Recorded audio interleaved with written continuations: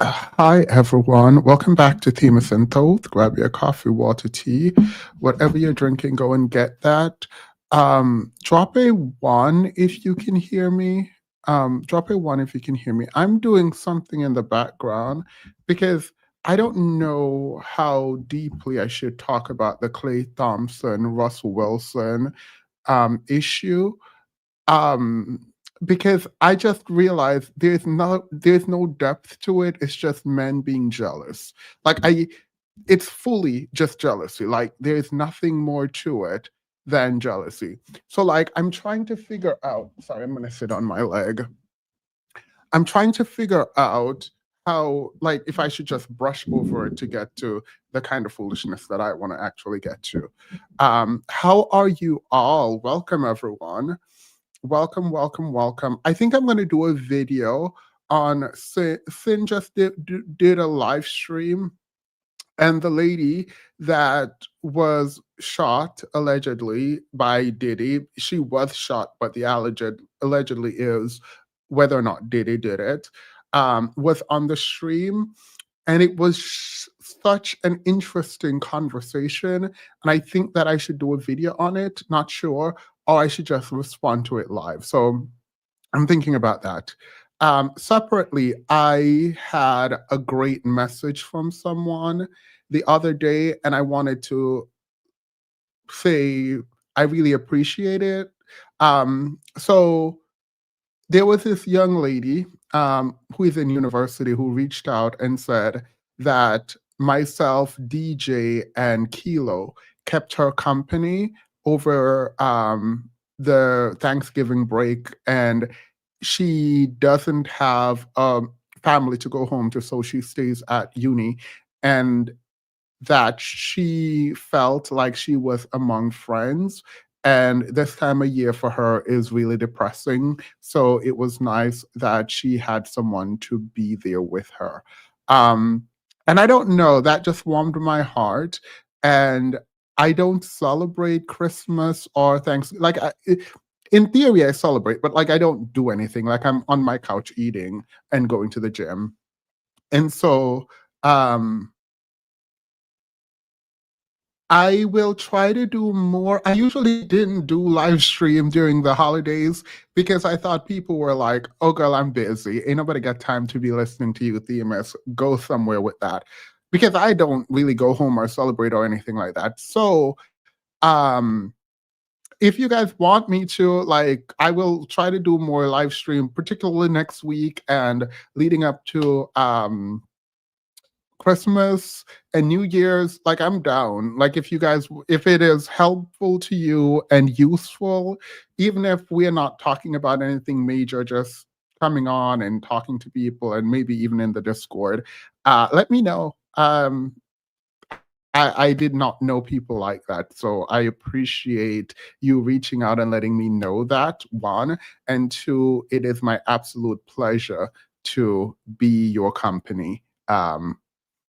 During the holidays. So we're a community. Yay. All right. Now that that's out of the way, I might not talk about Brian McKnight, or I might do it in the intro just to say that did it.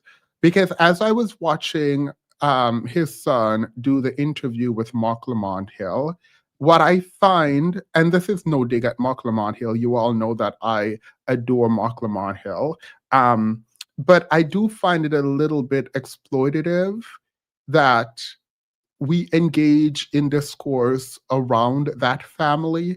And these young people, well, they're grown now, but I think they are going through a tremendous amount of pain. And I am not sure where I stand um exploit with people, interviewing them, and what I believe to be an exploitation of pain. And I hope that I'm wrong on that, but that's what I feel right now.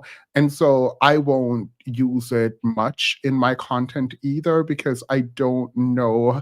Like, if my father rejected me privately, that's one thing, and I would be scared and it would hurt.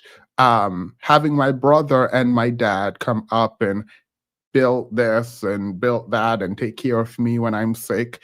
I don't know what it's like to not have your parents invested deeply in you and love you, but I think it's even more outrageous when you recognize that there your dad is online rejecting you publicly, shaming you publicly. I think that has to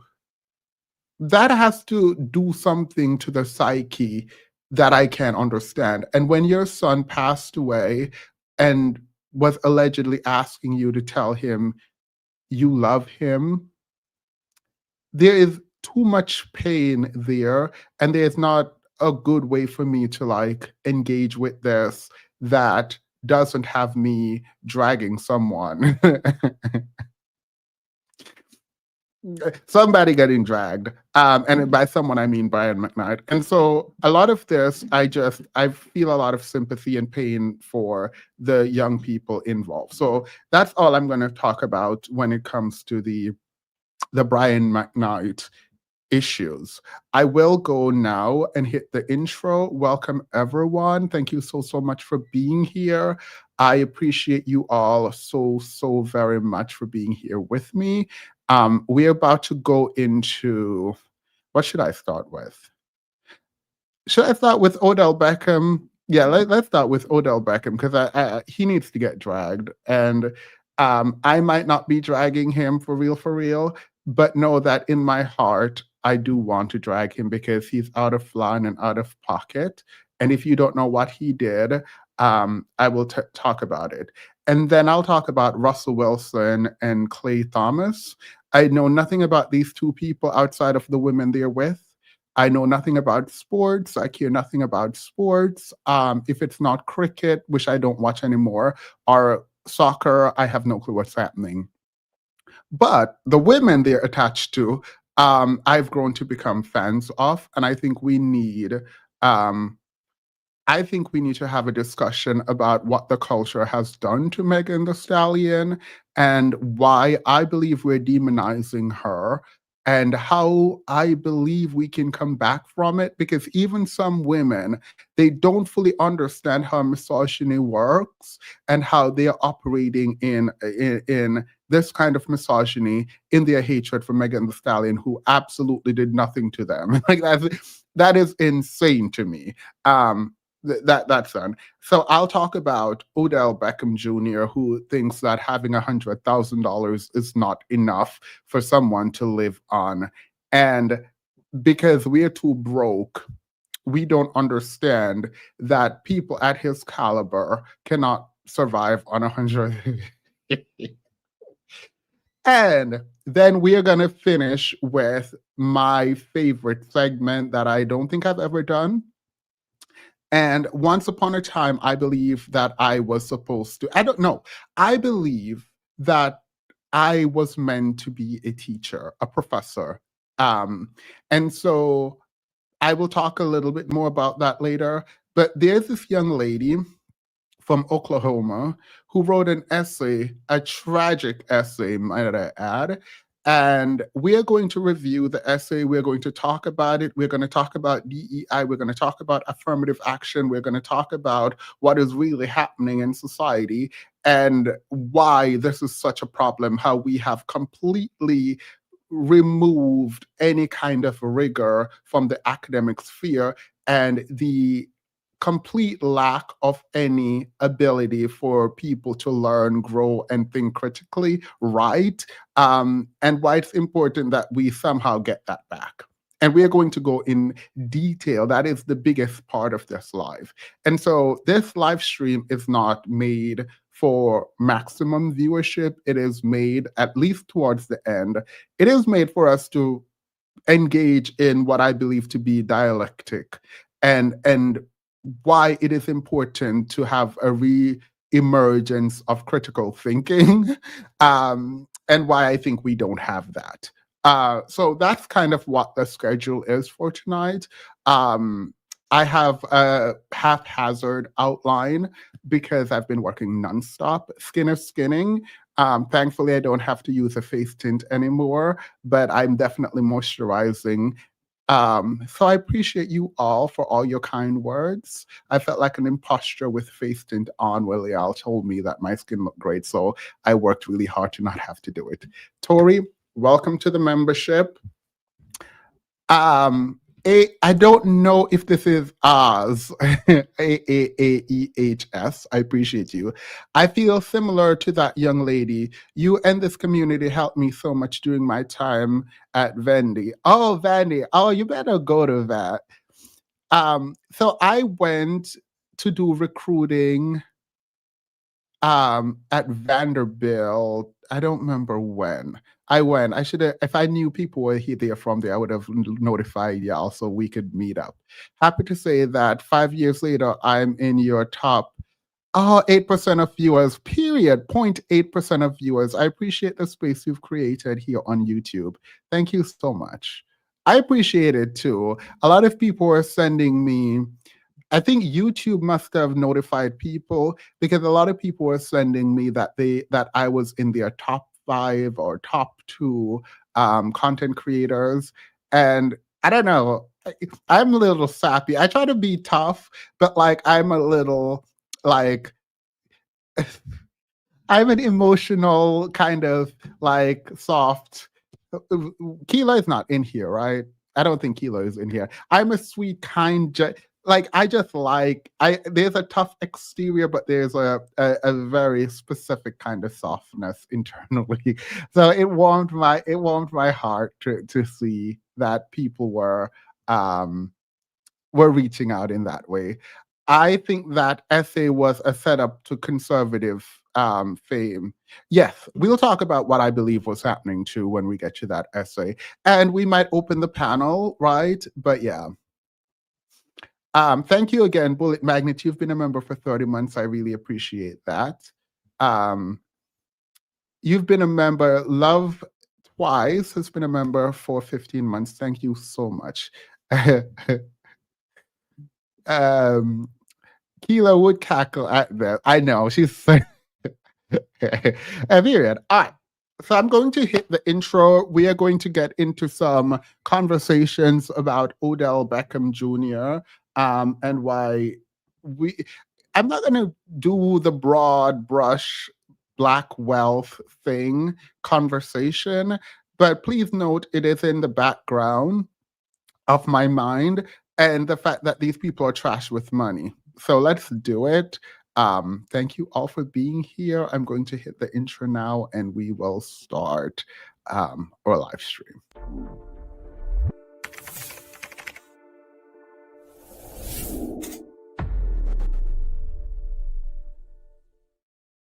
All right.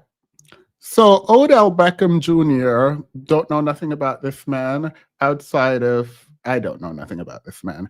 He was doing an interview on one of those Dusty podcasts, as always, and the the the interviewer asked him, and they were having like a broader discussion about people who are losing money as soon as they leave the league or during retirement. And he had the following to say. I want y'all to hear what he had to say, and then we will discuss it in a moment. All right, this is what he had to say.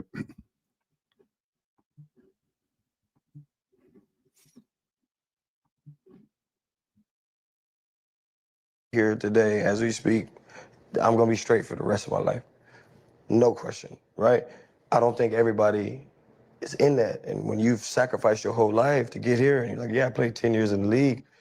And I always explain this to people, like, bro, you give somebody a 5-year, $100 million contract, right? What is it really? It's 5 years for 60. You're getting taxed. Do the math. That's 12 a year, that you have to spend, use, save, invest, flaunt, like whatever, however, just being real. I'm gonna buy a car, I'm gonna give my mama a house, I'm gonna do everything costs money. So if you spending $4 million a year, that's really 40 million over 5 years, 8 a year, And now you start breaking down the numbers, it's like that's a 5-year span of where you're getting 8 million. Can you make that last forever? And you always hear the people who ain't us and ain't been in the position like, oh, well, that would last life. Let me show you. Please tell me you all heard that, because I will not be replaying it. Please tell me you all heard Odell Beckham Jr. sat up there on TV, whatever, a Dusty podcast, saying that a $100 million contract is not enough for 5 years, much less a life. Man, and he said you brokers would not be able to understand what it is that I'm saying. Odell Beckham said he himself will be straight, right? But for the rest of his life. But there are others who are not, would not be, because 100,000 is not enough. Mind you, he's talking about himself. He said there is a sacrifice in playing for 10 years to be then getting $100 million contract for 5 years. And this is not enough because you have to think about taxes. You have to think about spending, saving, investment, flaunting, buying cars, buying house for your family. And everything costs money. And he did this magic math that I'm not about to do. I'm not doing this magic calculation with him, where he talked about like the 4 million per year, 40 million over 5 years, plus the tax and deductibles, and I don't know what he was talking about. All we know is $100 million contract for 5 years, not including all the other kinds of deals and businesses you're going to engage with, should be enough for a lifetime. I am so sorry. There is no way you're going to break this down to me where I'm going to be on your side. You can call us brokers all you want. There is no possible way that you're going to convince me that you can make over $30 million and not know how to invest properly, even a high yield saving. The fact is, you should be able to be making money off the interest of that money to live off of. Like, you should not have to spend the money. You could survive only on the interest based on investment. So I am so sorry.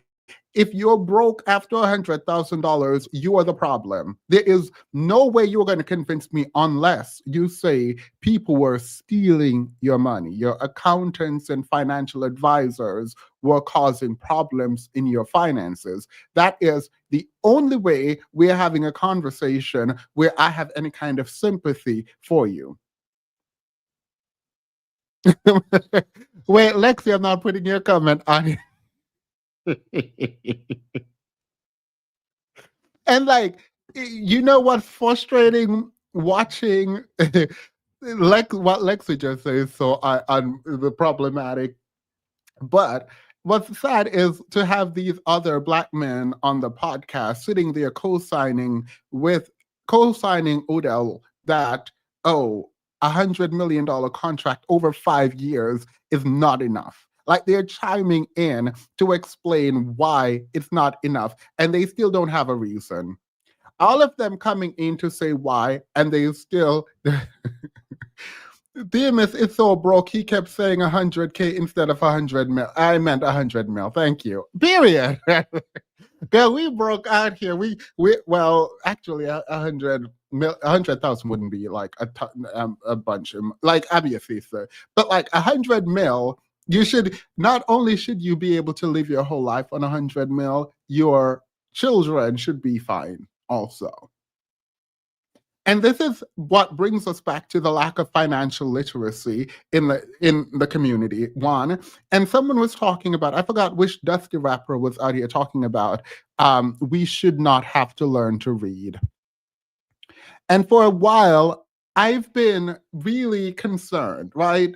When I think about sort of where we are as a society, I'm reminded that there's a lot of people who are cruel. The cruelty is the issue, right? Like, when I talk to certain people on different sides of the political aisle, what I find is that there is no humanity there. When we're talking about blowing up boats, unaliving people, deporting people in the most disrespectful way possible, in the most inhumane way possible, when we're talking about stripping people of their rights, when I'm talking to certain people who agree with that, there is a smirk that comes across their face and a laugh and turning it into a joke because they don't know how to defend this position.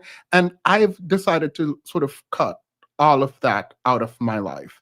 But then on the other end, we are the people who are going to be affected by discriminatory policies are not invested in financial literacy. Like if $100 million cannot sustain you, that is a you problem fundamentally, right?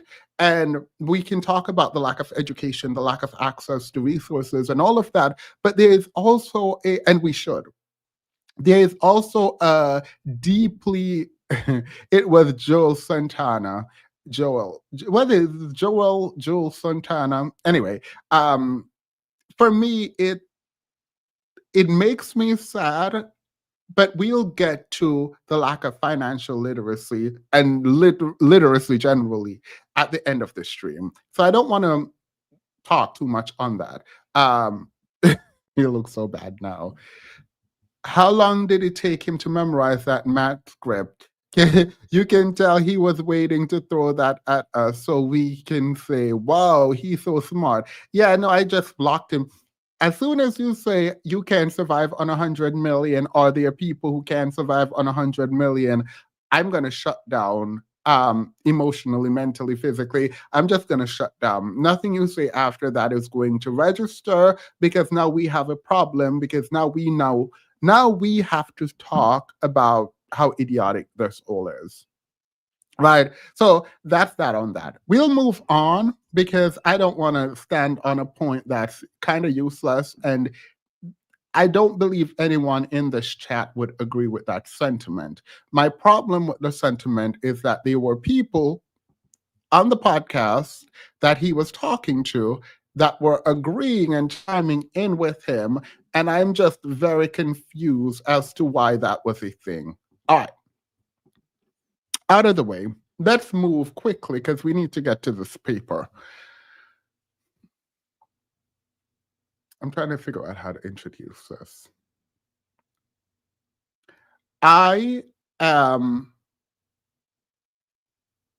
sad for slash I understand why it is that people don't like Russell Wilson. And I'm adding Clay Thomas, I think his name. Girl, I don't care. What's her name? Megan the Stallions, man. I'm adding him in it. The reason I think they don't like him fundamentally has to do with the fact that if these men become the standard, Clay Thompson, Thompson, Thomas Thompson, girl, some basketball. He played basketball, right? The reason they don't like him is because we are seeing him online showing love and appreciation for Megan. Um, he seems to be, at least, even if it is performative, right? Because I don't know this man, I don't know any of these people. It seems that it seems that Megan is happy and these people are crashing out. I don't know why Megan flaunts her relationship publicly, and flaunt isn't a bad word. I don't know why, because I think people just hate her. And I think people hate her because there is this belief that Megan, and she portrays herself as someone who is fully agentic, someone who knows who she is and does what she wants and plays by her own rule. I think as a society, we don't know how to handle women who do not ask for permission to exist. As a society, we don't know how to deal with women who are independent, really independent, in control of their sexuality, and are okay being the boss, the leader. They don't ask for forgiveness and they take up a lot of space. I see that and I am 100% on board. I see that and I adore it. I see that and I have a lot of grace for her. After her mother passed, after she did her documentary, after Tory Lane shooting her, after there was this cancel Megan for no reason after Nicki Minaj and her fans attack her. After all of this, right? We now have people hating on her because she's in what seems to be a good relationship. And I understand on twofold. One, they don't like her, right? And there is this unwillingness to quote unquote redeem, and we'll talk about what redemption actually means. There is this idea that Black women, in particular, who have strayed away from get married and have children, um, that they should not have access to quality men, and that these women should be mistreated, right? That's on one hand. And then on another, there is an unwillingness for these men to set Russell and Clay as the standard for manhood. Because to do that means you have to rise to some level, some bar, some imaginary notion of manhood. You have to meet some kind of expectation. So they have to lower these men down, down, down, down, down, down, by calling them simps, disrespecting them when there's nothing to disrespect. These men, at least on the surface, because we don't actually know what's happening behind the curtain. But these men on the surface seem to be good people who tries at least to show up for the women in their lives, right? And Sierra is exactly the same, where she had a child with Future. Thankfully, Megan didn't have any kids with none of the dusty men out here. But Sierra had a child with Future, and when Russell and her got together, it felt like these men somehow felt betrayed by Russell because Russell went and loved a woman with a child, and Sierra was no longer seen as for the quote unquote streets, and she wasn't seen as someone who could not be redeemed.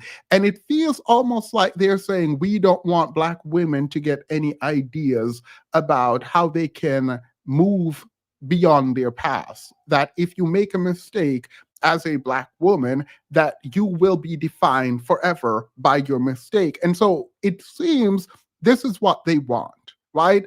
And it is frustrating because time and again, we see these insecure, degenerate, low self esteem men come out online and just divulge how small they feel and wanting to make sure every other man feel as small as they do.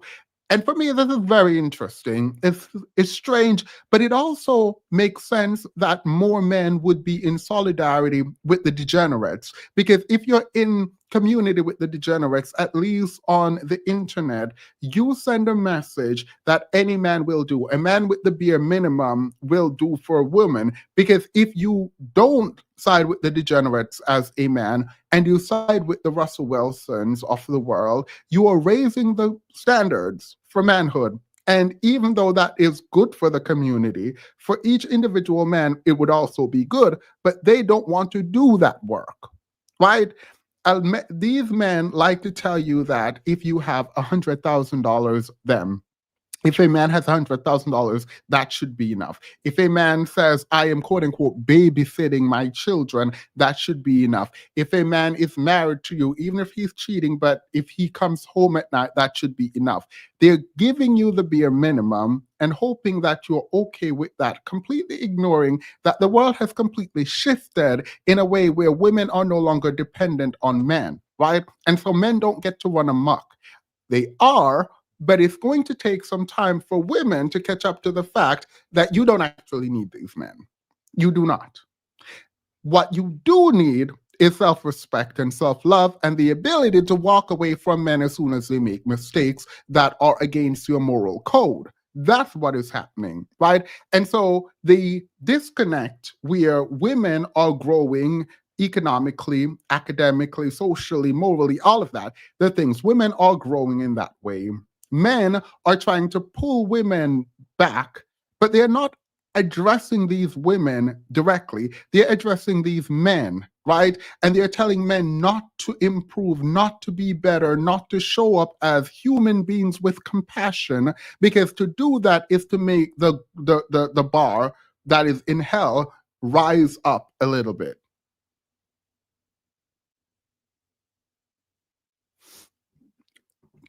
The resilient alchemist. There seems to be obsession with some black men wanting black women to suffer like their mom did for them. Yeah, but I think there is a self-preservation bit to what men are doing. In the self-preservation bit is, I don't know if I can rise to the level of a person who can provide enough emotionally, psychologically, financially, socially to a woman. So if women start getting ideas about standards for men, I think half the male population is out of luck. Like if the bare minimum, if women start thinking, okay, let's accept the patriarchy, right? If women say, because part of what I don't understand, and with women in particular, this is my read of women. Part of what I don't understand with women is even the trad wife women are sitting up talking about, oh, I'm going to be submissive, kind, caring, and all of that, and let my man lead, while also helping the man to provide. So, in a system of patriarchy where women do not have as much access, even now, as men, women are still trying to help men uphold their end of the dusty patriarchal bargain while completely holding their end by themselves. That does not make sense. The women that we talked about, some of them the other day, who come out and talk about how much they are Christians and how much they care for their man and their relationship, and the man is the leader and the man is the protector. Mind you, there's nothing protecting the man protecting them from, but they also contribute financially, right? They also contribute in a way that should have been solely for the man to do. And in the reverse doesn't happen for some of these men. And so it's this weird thing where men are holding on to patriarchy, right? And women's patriarchal role, because they're not holding on to their role in the patriarchy, but they're in the patriarchy as men, and they're holding on to the woman's role for patriarchy. And women are accepting their role within this patriarchy, but completely ignoring what the man should have brought to the table. And so for me, that is not sustainable, right? It is not. And so as women continue to grow, right, and men continue to tell men that they should not have to grow, we are going to find ourselves in a system where the women are so far out of all the men's league. You either date each other, don't date at all, or lower your standards so far down that it makes absolutely no sense to show that person you're with to anyone in your social circle, because that does not make sense. And then there's a resentment that is going to build because they're still in a patriarchy, trying to uphold their ego within that patriarchy, and they cannot do that no matter how they lie, no matter how much you transfer to their account and shove your card to them for them to look like they're paying. They will know that they cannot measure up. And because they can't do that, they lash out on you, and maybe that comes out physically, or they go cheat, right? And so to feel like the man again operating from patriarchal norm,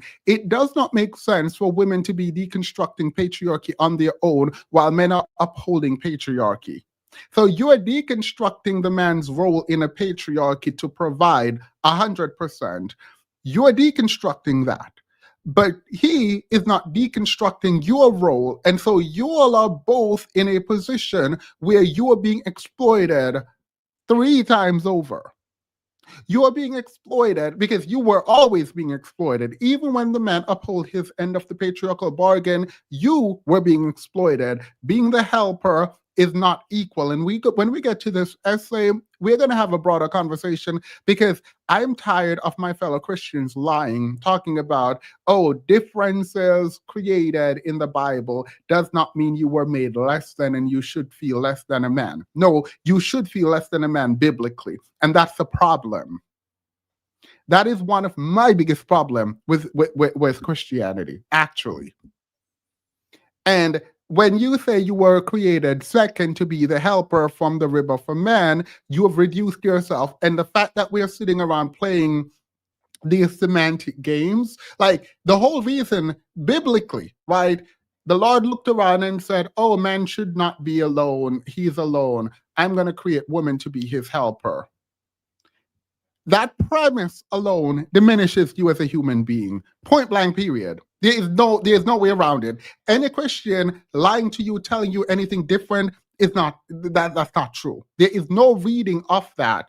Like, oh, you are a second thought, right? You are a second thought in the creation of humanity's story, right? In the creation of humanity, you are a second thought. And you don't think that that says anything at all? And you're gonna lie, you're gonna jump upon my stream every now and then and lie about women's role in a patriarchy. Talking about because I'm the helper and he's the leader doesn't mean we're seen as not equal. What? He's the leader and you're the helper, and you don't think you're diminished?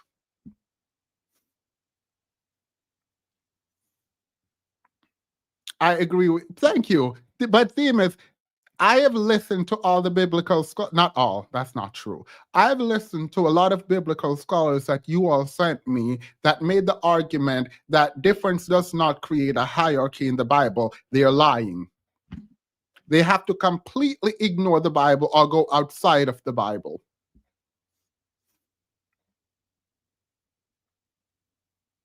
And most of them concede, but then say both people are valuable.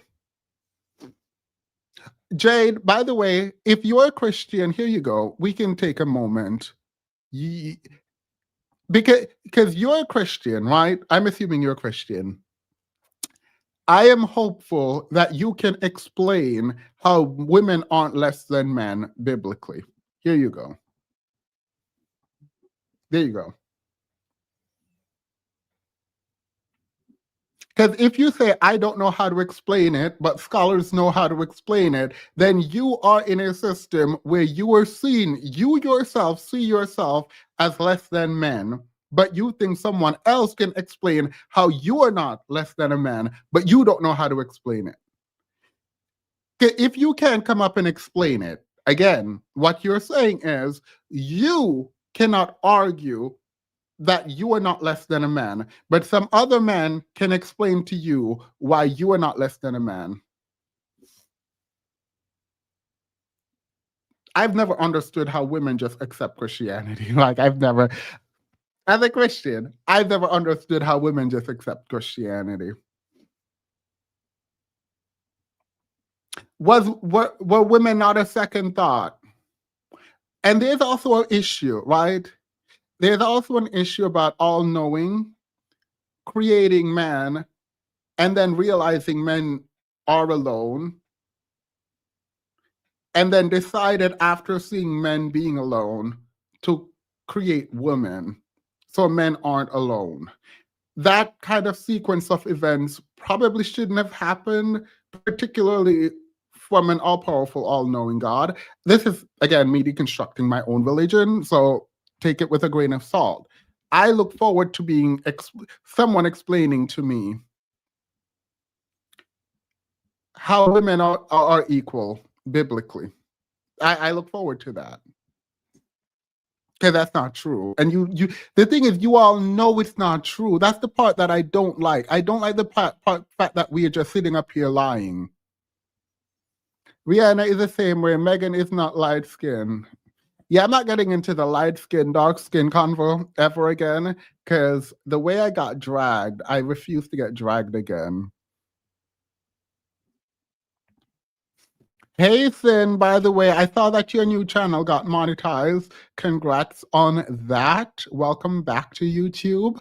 I don't know how women accept any Abrahamic religion since they all claim that we are beneath what we gave birth to. Yeah, like I don't understand how people are just lying. I literally, thanks, Finn, by the way.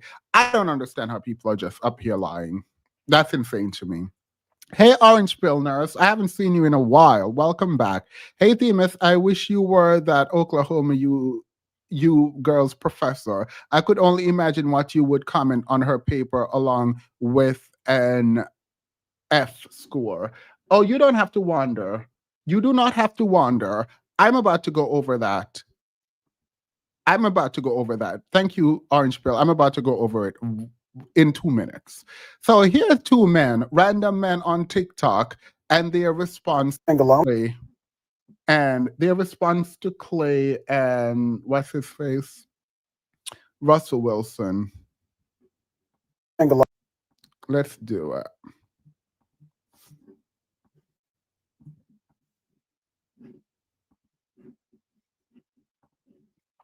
Sin said, they claim it's not hierarchical with women beneath men because they have to deal with the fact that they took on a belief that says they're less. Yeah, it is very clear. That's the part that my thing is, don't lie. Tell me you understand what is said, but you don't care nothing about it, and you're not going to follow that.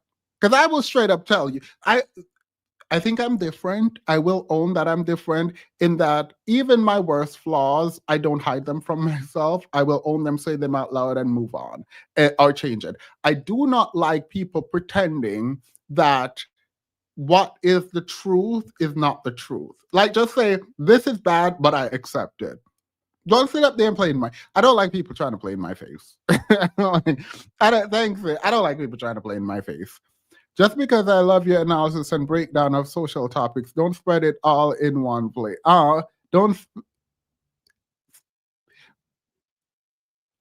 One second, I need to find a video. You just said something that I need to find.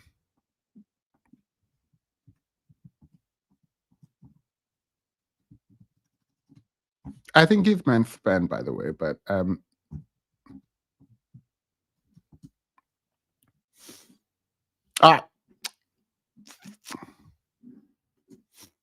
thank you, Lexi.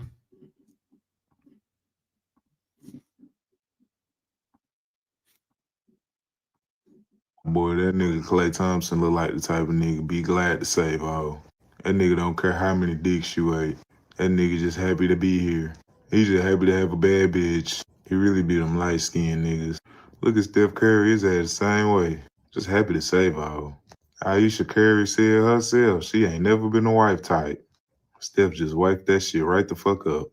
Green ass light-skinned niggas, man. You see Tory Lanez kept that shit so player. He told the whole world they were best friends. Oh yeah, we bonded over our mothers. We knew y'all were out hitting that nigga. He ain't never come out and say that shit though. These light skinned niggas go for anything. I can't even say I thought y'all was better than that.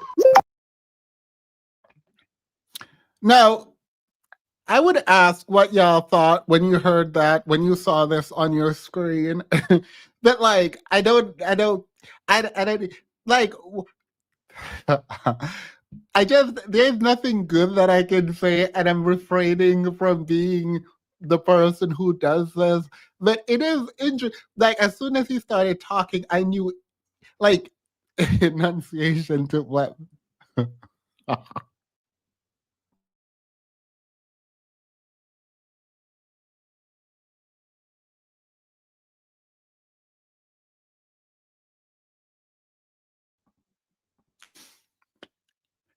And from some of these men, one of the vibes that I get is that they want to be the women in these men's life. Like, there is this, like, obvious jealousy, but it's not jealous of Megan or because he likes storylines. He likes the fact that the women got. By the way, I was watching Parker and Dean. Sorry, this is random thought, but I'll forget it if I don't do it now. I was watching Parker and Dean. Not my. I no longer engage. It just popped up and I started watching, and they were talking about E.G. and Carol, and they were talking about the exploitation of women in the Miss USA pageant, right? And I'm listening to them argue with these men, and it's like, girl, hang this up. The point is, they don't care about these women. The only point you need to know is that they don't care about an exploitation. They don't care about a grape. They don't care about it. They will talk, talk, talk, talk, talk, and they will find new positions. They will go to new positions. They will change, move the goalposts. They will not engage in good faith conversation because the truth about what they believe is that I don't care about women. The ease with which he brought up Tory Lanez, right after Tory Lanez assaulted a woman, shot Megan Thee Stallion, the ease with which he praises Tory Lanez highlights a culture that does not care about women at all. He does not care about women, and he feels confident enough to come online and talk about it because he believes the community does not care about women in the same way. So when I'm watching Parker and Dean talk to men, it's like, but if he goes into the women's room while they are dressing or undressing, while they are naked, is that not exploitation? And they won't talk about it. When you forcibly engage in sexual conduct with a woman against her will, in the case of E. Carroll, in a civil court where you're found liable for this, and it is great for people to sit up there and argue against it. It's not that they care about the facts, it's that they do not care about the women. That's it. And once you accept that, conversations with these men gets a lot easier. Sitting up there trying to highlight your own intelligence does nothing if you don't get to the point of the fact that these men are degenerates. All right, let me read some of the super chats. I saw some coming in. Oh, I just read that. All I know is I was forced to be Christian. I chose to walk away from it. I don't choose belief system that said I came from the rib of any man. And there are people who believe in the literal story. They like they're Christians who believe in the literal story of Genesis. At least for the Christians who don't believe in the literal story in Genesis for creation, at least they have an argument. If you believe in the literal story of how women were created, girl, you get out of my face. I'm gonna need you to get all the way out of my face. I'm gonna need you to get all the way out of my face. Like all the way out of my face. God surprised that man are alone when he stuck them in the middle of a cosmic desert at the edge of the universe. Stop. Welcome to the membership, Resilient Alchemist. I appreciate that. Hey, Kilo, Mushmouth. I can't wait. Well, I probably shouldn't say that on here, but hey, girl, hey. I missed you. I wish you were up here with me. I've now gotten so accustomed to you and DJ being here that being by myself feels a bit exposed. I feel exposed. All right. Sonny said he looks like he needs to lower his tone before the owner of that house. H-E-A-R, hear him over there looking like he is in somebody's attic. Right. I didn't even notice. I'm glad you got that. I didn't even notice. Being with a man lessens a woman's value. Got it. Men don't see the value in themselves as humans, and that is the real issue. They don't. Keela said, "What me my money team? It's no more free YouTube." If y'all knew who Keela was, you wouldn't have said that. if y'all knew who Keela was, y'all would not have ever said that. All right, here's another one. Still pissed Clay Thompson apologized for being late to picking up Megan Thee Stallion from the airport. This nigga was, oh, shucks, babe. Oh, shucks, babe. I'm sorry for being late. Nah, they want you to be soft like that. She got cuz on camera. Oh, shucks, babe. I'm sorry for being late. Here's some flowers. I'm sorry for being late. Man, I'm late. Get in the car. I'm here. I'm not apologizing for being late unless I'm like 2 hours late or something, but I'm just and see, this is why they don't go anywhere. Like, to not apologize, even I am notoriously late. I will apologize every single time. If I am late, I think being late, particularly to pick up I've never been late to pick someone up from the airport. That's because I've usually Ubered there because I'm not about to. I don't drive, but the idea that someone has flown somewhere and you're going to pick them up and you're late for that instead of being there waiting for them, yeah, you're going to have to apologize for that. What do you mean? That is like basic human decency. That's like the rudimentary level of manners. Like the idea that it frustrated a group of men that a man went to pick his girlfriend up from the airport and he was late, so he apologized is wild. That is like absolute that the fact that they don't realize that this is just common decency, like this is just like this is so not noteworthy that the fact that they're noting it says something that is deeply problematic about these men. Even if you don't like Megan and Clay, figure out a way to drag them. But a man apologizing for being late to the airport to pick up not even just his girlfriend, any random stranger that you said you would pick up at 5 o'clock and you show up later than 5 o'clock at the airport, you would apologize. There is no reason for any of this to be happening. There's no reason for a conversation to be happening online about picking someone up. Y'all are not nice people. You're not good people. You're not kind people. You're not thoughtful people. You're degenerate. Like, to me, this feels so trashy that it does not deserve any kind of engagement outside of a drag. Because why are you upset that someone apologized for being late? Is it Megan Thee Stallion? Yeah, it's so mundane. Like, it's not used. Like, it's not. Hi, Themis. I just discovered your channel a couple months ago and I'm obsessed. Really appreciate your content. Keep up the. Oh, welcome, Bianca. I appreciate that. I like new people coming. So I appreciate that. Thank you. Welcome, welcome. Hugs.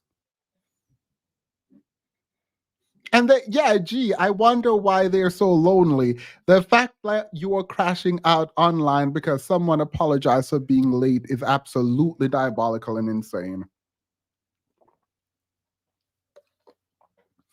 Adrian has been a member for 48 months. Thank you so much. You and I don't always agree, but I do appreciate you being here because it shows we can get along. I do appreciate you a lot, though. Tad bit late. I'm not apologizing. What the fuck are we on? Then he said, "Oh shucks, babe, I'm late. Here's flowers." I'm sorry I was late, babe. Damn it. I'm sorry. I thought I timed it well. Sorry. There's no excuse. Cause what? Oh, sorry, babe. Yo, that is such a cute video. Like, I'm so like, it's cute, but it's cute in a way that doesn't, like, no one cares. You're late, you apologize, and he's like, "Oh crap, I timed it late. I should have been here." Very apologetic, very kind, very demure. Like, why are you? Yeah, these men are unhinged. I do. I do think there is something psychologically wrong with men. I do. I think we need to come together as the male group. We need to come together and we need to sit down and we do need to talk about maybe just how to be human. Not even just like what it means to be a man, none of that. Like that, no. Just human decency and what that is. Like, this is so unhinged. Like, why does this bother you? Why does this get under your skin? Like, there's a part of me that is hoping the reason it got under his skin, and this is also bad, is because he don't like Megan Thee Stallion. And so he does not like seeing someone being courteous to Megan Thee Stallion because he just hates her so much. Because at least that explains why he got his dusty self on Beyonce internet and made a fool of himself. Still made a fool of himself, mind you, but at least him making a fool out of himself is just an emotional response to a woman he does not like being in the position he wants to be in. You know what I mean? Like, if you see someone living the life you want to live, getting the man you want to have, right? Getting the man picking up, he wants a man, because he probably driving right now, and he wishes that a man would drive him around with a. I'm kidding. I mean none of that. I didn't mean none of that. I meant none of that. Murder Magic Truck, thank you for being a member for 35 months. I appreciate you. Maya has been a member for 41 months. Thank you so, so much. I appreciate that. Cause like, why are you so mad? Oh, shucks, babe. Like, girl, you can get you a man. I believe you can get a Clay. I believe in you. I believe in you. Get a lace front, a bust down. Let me stop. Oh, shucks, babe. I'm sorry, babe. We lost him, yo. We lost it. We lost.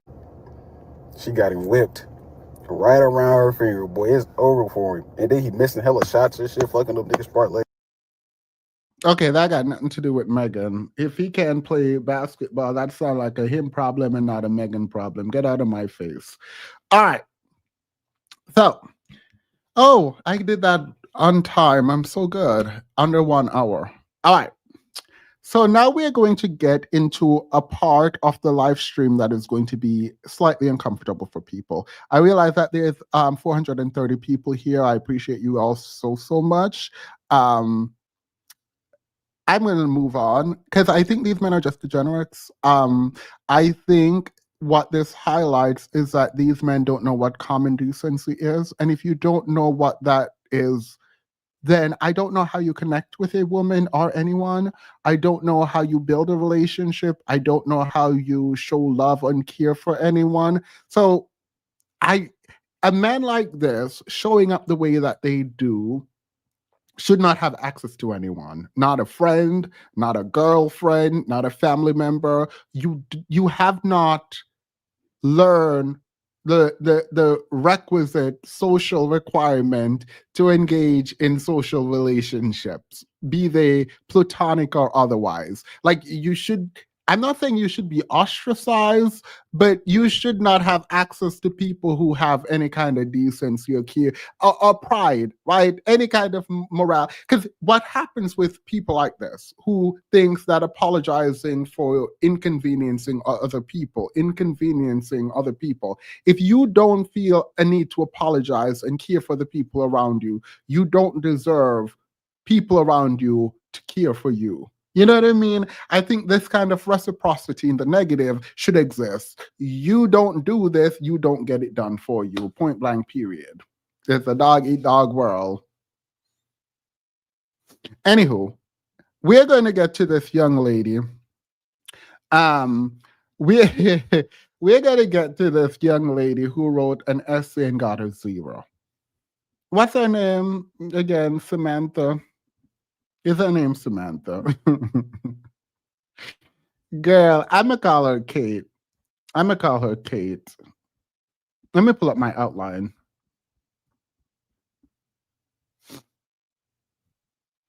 So, a couple of things before we get into this. Viewers nasty work. Let me say, if I ever decided while I was in uni to drag my teachers, it is going to be with the most well-written essay you can ever find. I would not ever, I would never get one of my worst essays, publish it online for y'all to drag me for filth. Because this was a setup, I believe. But the fact that you're going to sit yourself up there and put your work out and not think you're going to get dragged mercilessly for one of the worst papers I think that I have ever seen and attempted to grade ever.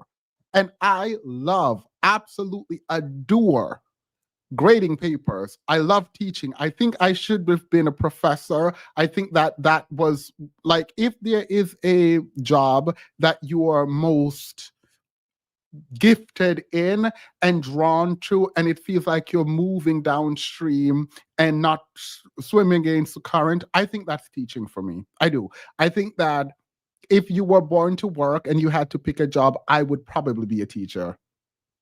I I I just love doing it. I love grading papers. I like the back and forth in a classroom. When I used to teach, I just adored it. And when I retire from my career, I hope that I retire into teaching. I hope that I will at 80, 90 years old, if I make it that old, I hope that I'm teaching somebody's classroom at a university. I just like the idea of engaging in dialectic.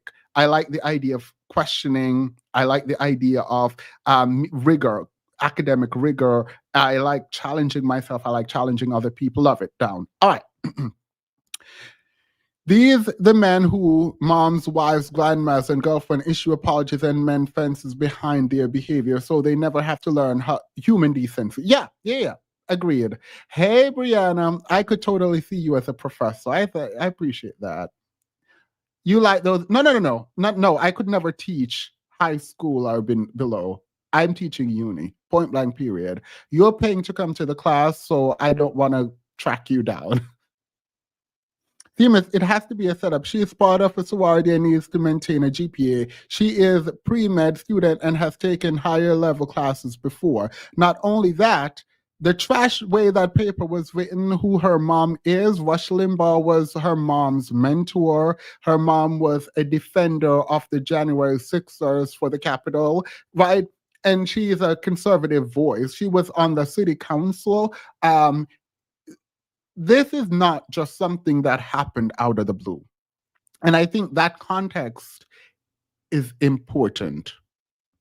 I think that context is very, very important. If we completely divorce who Rebecca is, if we completely divorce who Kate is from what took place, like who she is different from what took place. And you should not divorce who she is from what took place. Because Turning Point USA getting involved so immediately, this becoming a national conversation, this was a setup. And the teacher fell for it. The teacher did fall for it. As I am going through this, one of the questions I do want to ask, let me take some notes too, is can I justify a zero? There are two things.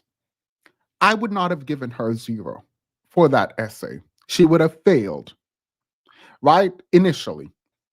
I read the essay, I read the prompt and the research behind the essay.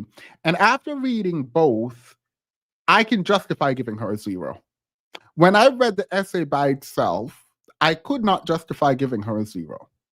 When I read the prompt, when I read the metrics for the essay, when I read the study that she was supposed to read, even with all her grammatical issues, I realized after reading what she was supposed to respond to and realizing that this was a psych class that she should have failed with a zero.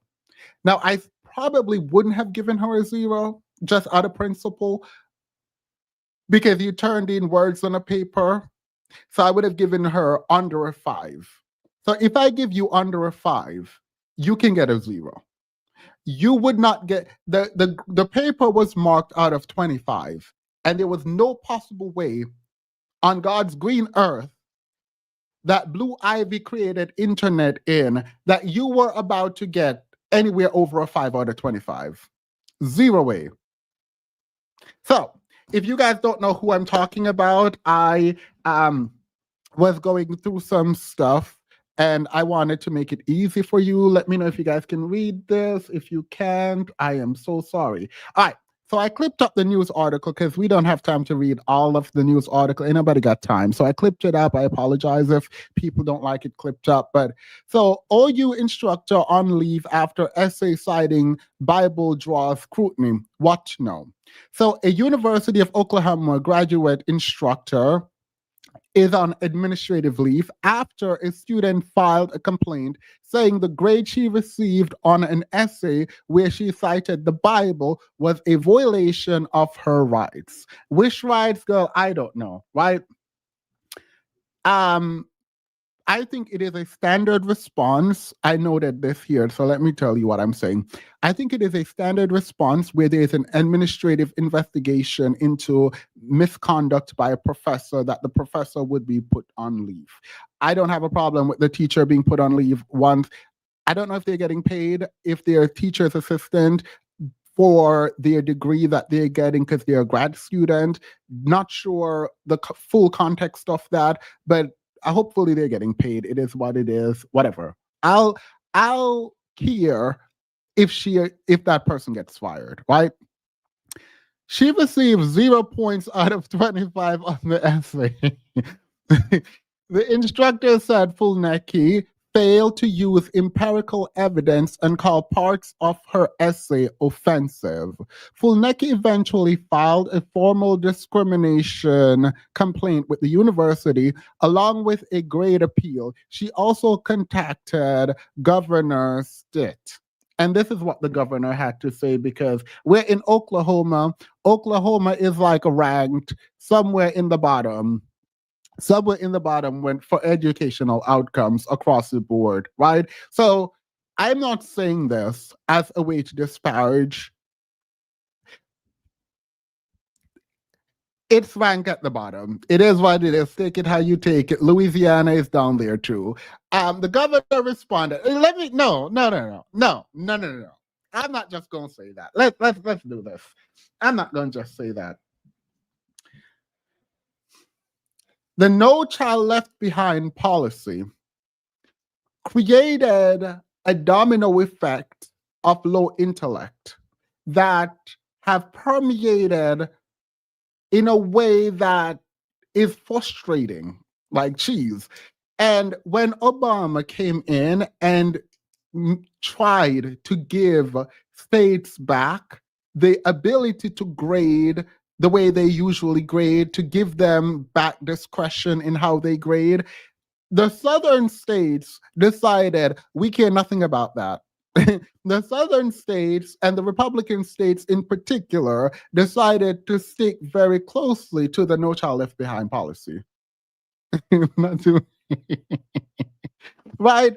And one of the problem that we find is the teachers inflate grades. The teachers, because they're penalized if a certain amount of students do not pass in their class, are passing students who can't read. They're students graduating like high school that can't. How do you graduate without being able to read? Like that does not make sense, right?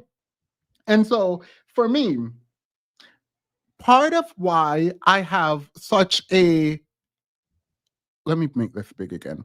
Part of why I care so deeply about education is because it is one of the most important aspect of my life. Education is one of the most important things to me, right?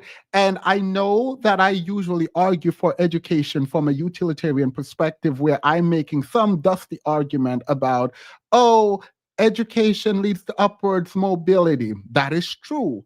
But even without the utilitarian argument, learning for learning alone is enough for you to learn. That has always been my position. And so I like the fact that education is tied to upward mobility. We'll talk about whether or not that's a good thing or bad thing at some other point, but I do like that, right? Because I now have a utilitarian argument to use. But as a function, as a pillar, right, for civilization, and I hate that word, but when we think about institutions, social structures, and doers, if I were to uphold a pillar in a quote unquote civilized society, that pillar would be that of education. Obviously, healthcare, banking, and all of that exists, the government, but for me, it is education, right? I am very, very interested in educational outcome for people. Again, because this is where we get to challenge who we are, what we believe, what we think, how we think, right?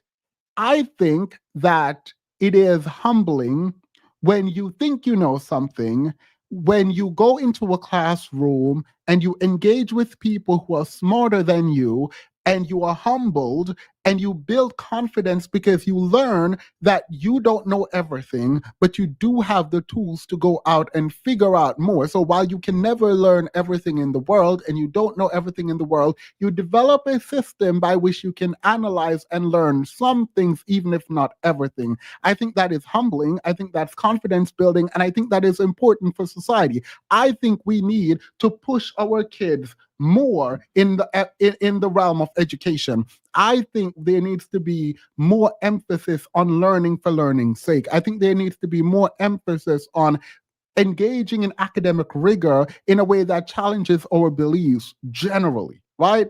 So for me, I will always be the person who's going to talk and promote education, point blank, period. So the governor came out and talked about First Amendment being important, whatever. The fact that I was about to say useless and didn't realize I did write useless right beside the governor, what the governor was tweeting is tragic. All right, so let's get to this essay, right? Let's get to this essay together, right?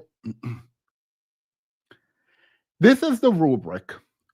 And let me try to make it as big as possible so we can go over the rubric because we're going to grade this paper together. I already read it. I don't care nothing about it, but let's grade this paper together.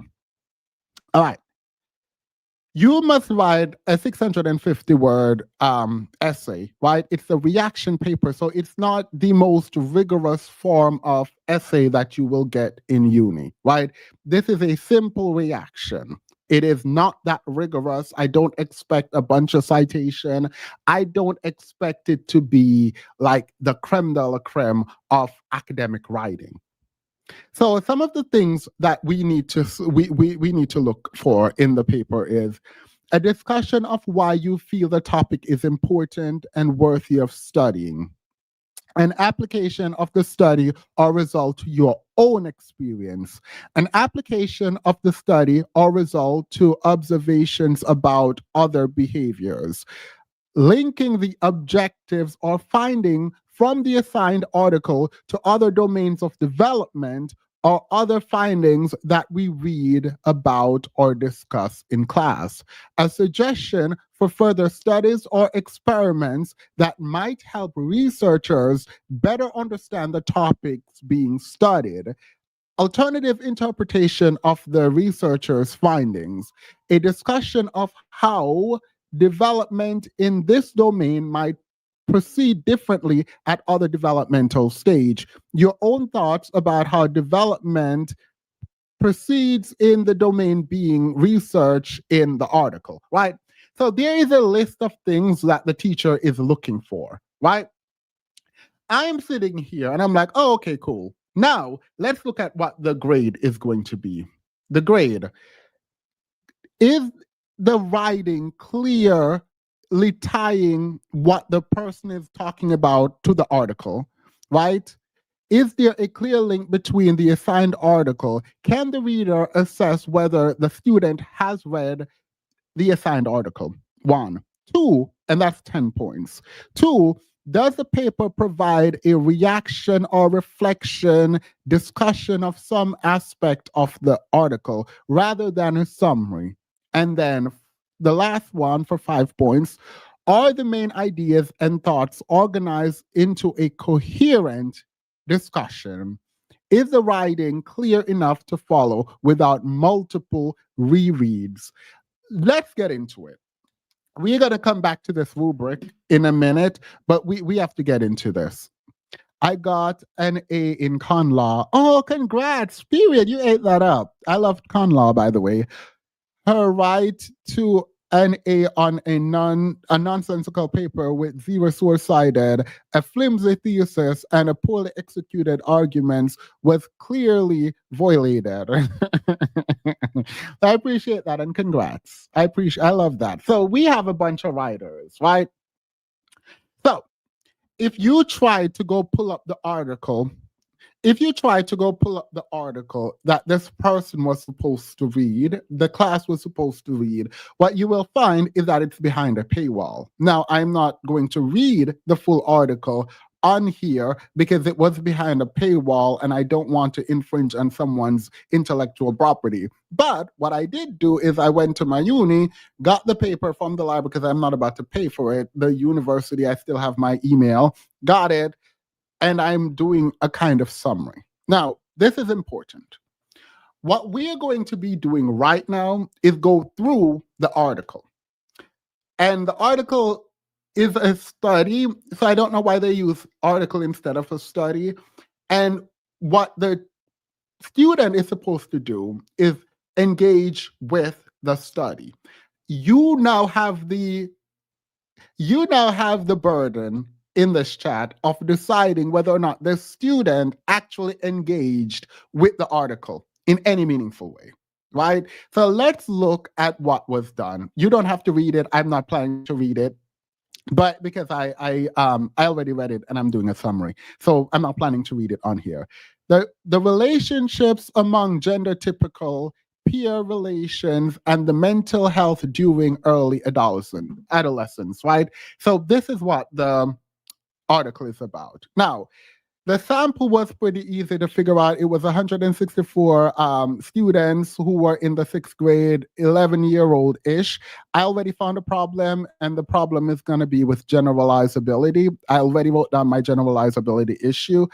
There were 52 girls to 48 boys.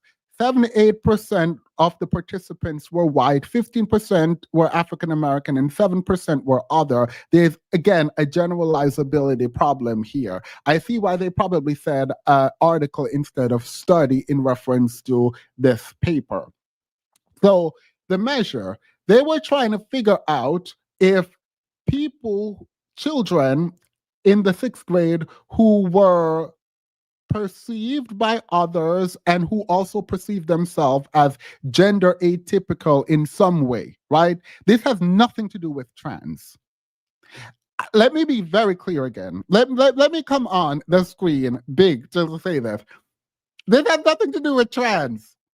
The paper has nothing to do with. If you read this research, it was about a boy who may have acted like a girl acted like a girl in one or two ways, and what it means to act like a girl is something that is being challenged, and a girl who is seen as a tomboy in some ways, right? So girls play with dolls and boys play with truck, right?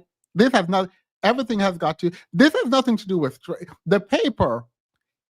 The professor is trans, and that has taken over all of the conversation. And one of the things that I found that's very annoying is that people, when they agree with you, you don't actually have to make an argument.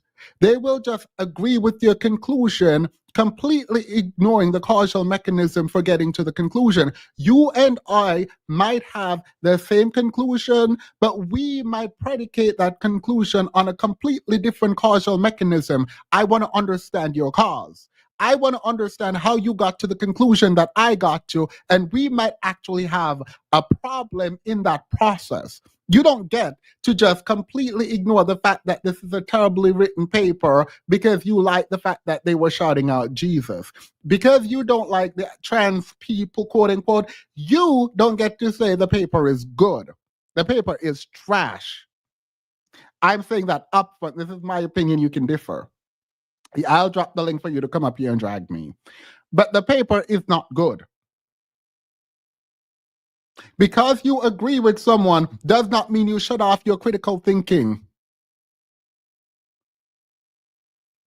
Okay, so let's go into what was happening. The key self-report gender typicality, that was what's measured. So how people believe themselves to be either gender conforming or gender atypical. Perceived gender typicality by peers. So not only how you see yourself as either conforming or not conforming to gender stereotypes, but how other people see you as conforming or not conforming to gender stereotype, your peers. And what that leads to, whether the victimization or rejection, right? And fundamentally, this is the important part for a psychology course that you're taking in university as a sophomore. I think they were junior. The mental health outcomes for people who are gender typical versus atypical, and what happens to them when they are victimized or rejected.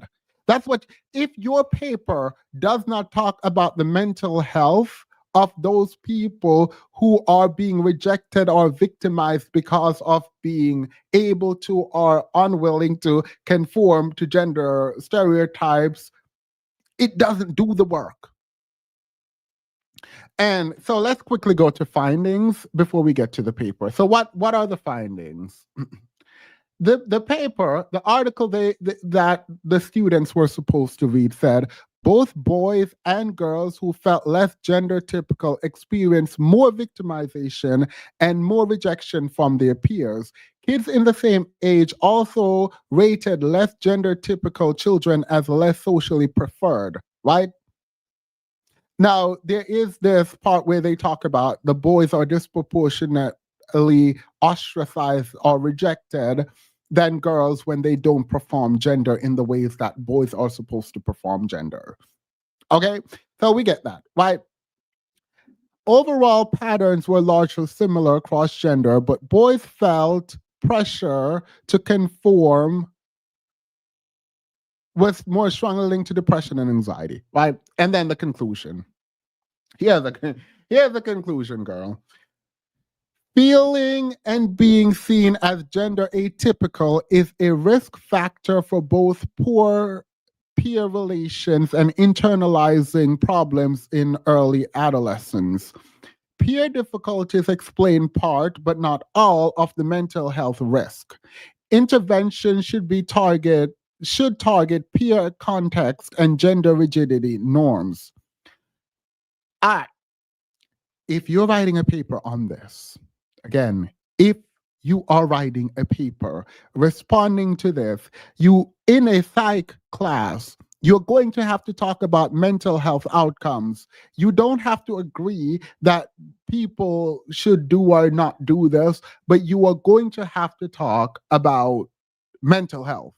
That's the whole point. The whole point of this whole essay, the whole point of this article was talking about adolescents in the 6th grade and their mental health outcomes when they are either performing or not performing gender stereotypes. That is what you have to engage with. That is it. You don't get to talk about God and Jesus and none of that. And even if you do, you're going to have to talk about it in a way that directly relates to mental health outcomes for children who are either gender typical or gender atypical. You don't get to ignore the prompt at all. You don't get to ignore the prompt. All right. So the essay, let's get to the I apologize for marking up on this essay. You know what? We don't need to see what I wrote. Let's just do this. Let's read this essay together. So now that we know what they're reacting to, let's read what they actually said. So Kate came forward. Let me stop calling her random names. Let's read this. I wish there was someone up here to read it instead of me, but here we go. This article was very thought-provoking and caused me to thoroughly evaluate the idea of gender and the role it plays in our society. So you just go sit up there. Mind you, this is one of the most annoying way you can get to your word count. If you were in my class, I wouldn't deduct points, but I would cross the entire first sentence out, and I would remove that from the word count. I would. This article made you thoroughly evaluate gender ideas. Really? What thoughts did it provoke in you? What thoughts did it provoke in you? Oh, you would read it. You want me to drop the link? You're gonna have to stop a lot. So I can drop the link for you. If you would read it, I would love to. Would you?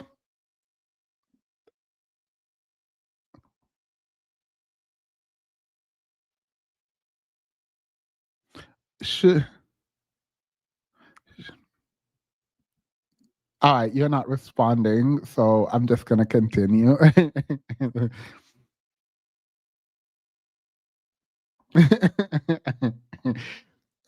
Here, jump up. If anyone who wants to read this and who has like a good reading voice, please come forward. That's the link.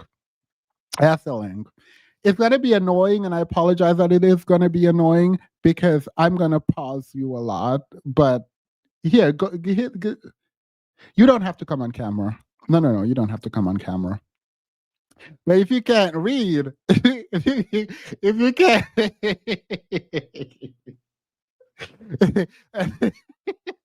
if you can't read, just I'm gonna click you off if you can't read and just pretend like we lost you. These the men who. Oh, I read that. Thank you, Mario. She read the article title only, then went straight to her Bible to write her struggle paper. 78% of those in the focus study being white, she missed a huge opportunity to discuss cultural impact and racial dynamics in gender identity and study. Hey, is it Giovanna? Hello, Venus. Hello, chat. Oh, period. Okay, the voice is in. The voice is here. The voice. Girl, I thought you were gonna come up here sounding like the Secretary of Health. No, it's me. All right, you ready? Sure, let's go. All right, so stop at every period so I don't have to like interrupt. So I'll let you do it, and then after the period I'll talk. Okay, no problem. Okay. This article was very thought-provoking and caused me to thoroughly evaluate the idea of gender and the role it plays in our society. The fact that you would open this is like a child writing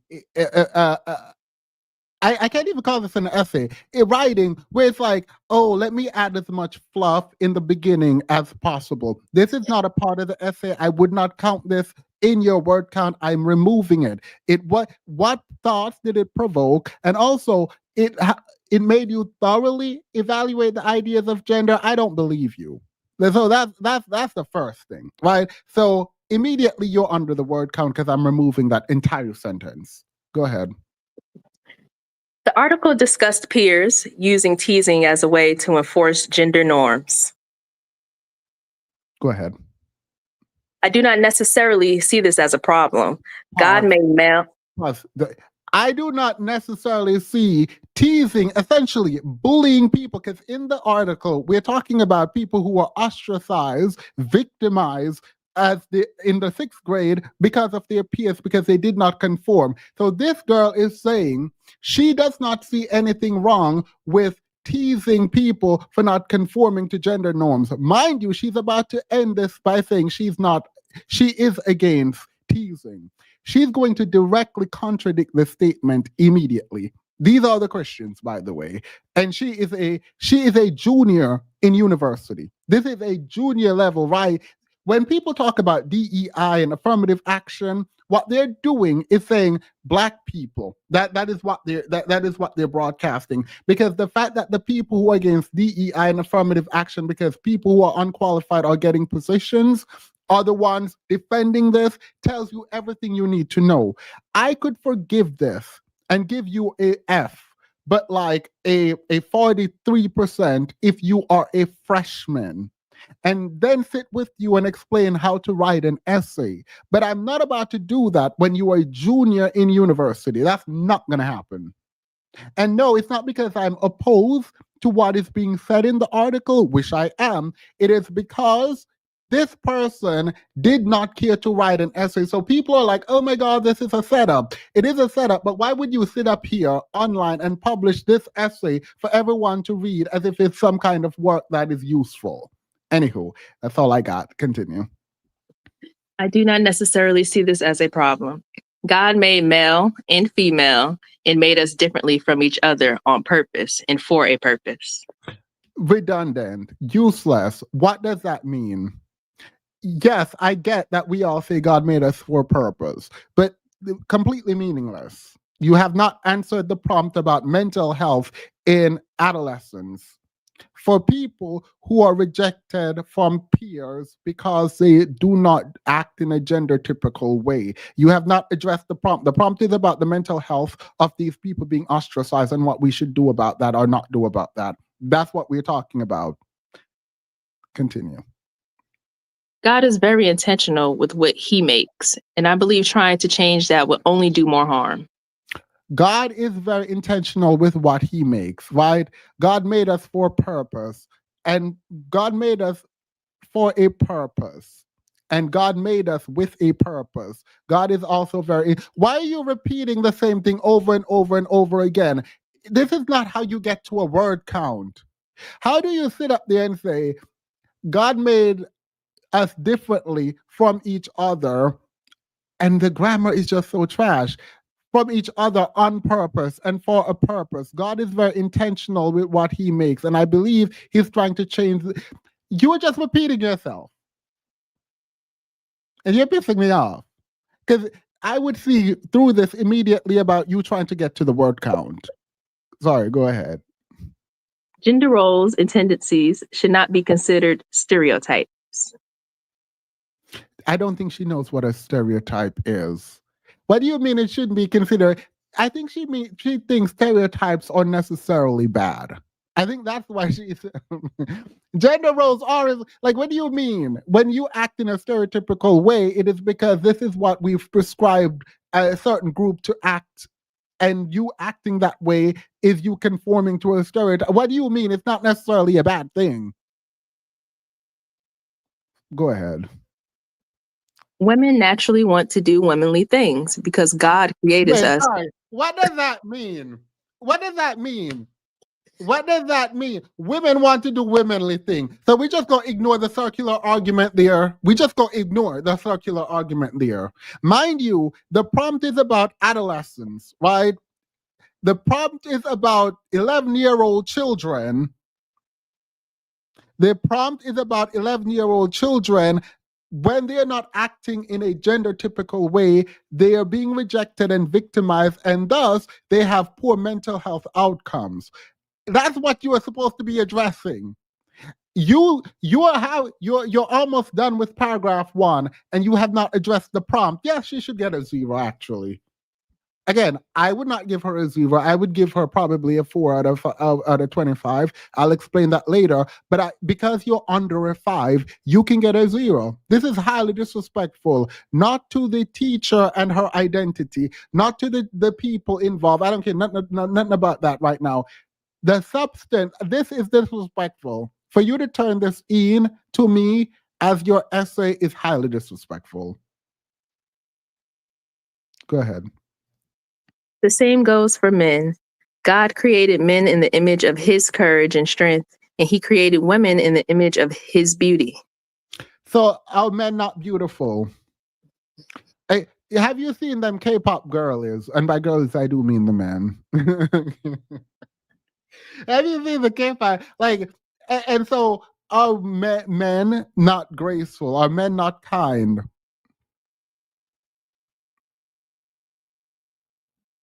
Even if she wasn't, even if she wanted to argue religion, she cites no. By the way, you don't actually have to cite the source. My thing is, make an argument. Make a statement. Explain something. None of this makes sense. Women want to do womanly thing is one of the most useless statements ever to be said.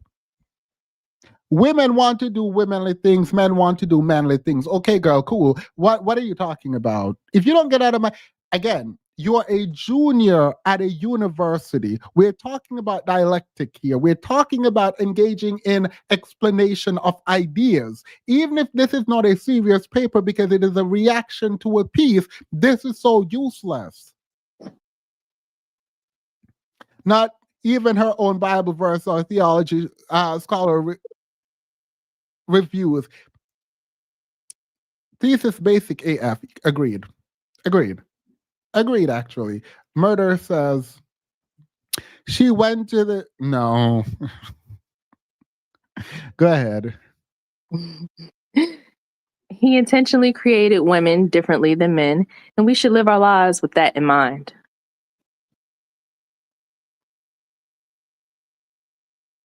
How many times are you going to say he created women different than men? This, by the way, this entire, from the article, where is it? God made man to that in mind is a redundant, repetitive, useless set of sentences. She just keeps repeating herself here. Mind you, she has not addressed adolescence, gender atypicality, rejection, and mental health. In the first paragraph, you do not address the prompt at all. If I read this, I would not believe you read the study. I would not have believed you read the study.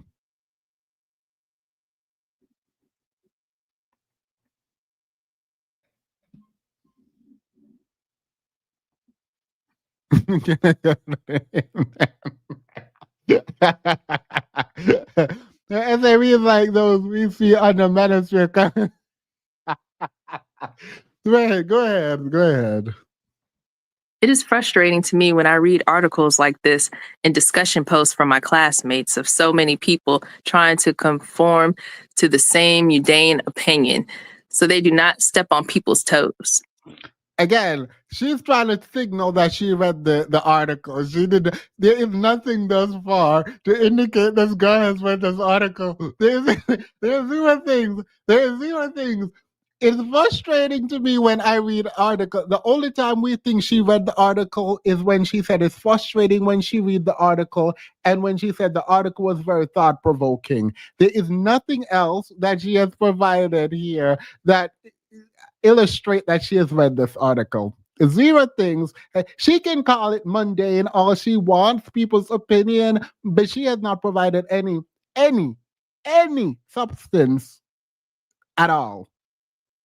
Like the fact that you're in a psych class and it didn't occur to you that maybe the mental health of students being rejected is what is being discussed here is insane to me. Go ahead. I think that is a cowardly and insincere way to live. Okay. Period. Good for you, girl. Good for you. Go ahead, sorry. It is important to use the freedom of speech we have been given in this country, and I personally believe that eliminating gender in our society would be detrimental as it pulls us further from God's original plan for humans. Who said eliminate gender? Nothing in that article said anything about eliminating gender. There are zero things in that article that says we should eliminate gender. The fact that she sat up there and talked about it would be bad to eliminate. What are you responding? Again, this right here is why she could have gotten a zero and it's fine. She's not responding to the article. The article does not say anything about eliminating gender. It's just talking about the fact that there are gender typical ways that we think people should act, and that kids at the age of 11, from anywhere from 11 to like 12, they get ostracized by their peers when they don't act in gender typical ways, when they act in gender atypical, when they are atypical in their gender expression. You did not read that article. Nothing about this is about trans. No one said anything about eliminating gender. It's not. This is not that. It's why. Sorry. Go ahead. This is so wild to me. Hey V, how are you? Hug. Okay. It is perfectly normal for kids to follow gender stereotypes because that is how God made us. Okay, this is the first suggestion that she is talking anything about kids, right? It is okay for kids to follow gender stereotypes. So here's the problem with that. Whether or not kids should follow gender stereotype is not the question. We're talking about the people who do not follow gender stereotype being rejected and them having mental health issues because of it, depression and everything that comes with that. The fact that you're sitting up here and ignoring the actual prompt is wild. She did not read this paper.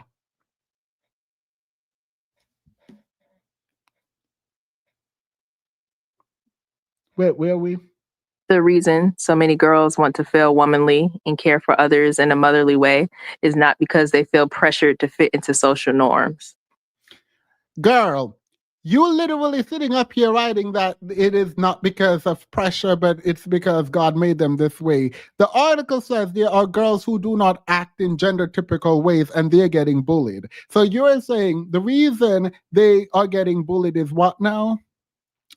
Like you're not, the fact that there is anyone arguing that this girl should get anything beyond a 5 is wild to me. A 0 is perfectly fine. A 0 is a perfectly fine grade for this. Like, it is perfectly normal for kids to follow gender stereotype because that is how God made us. That's an opinion, completely fine, right? Where are we talking about eliminating gender?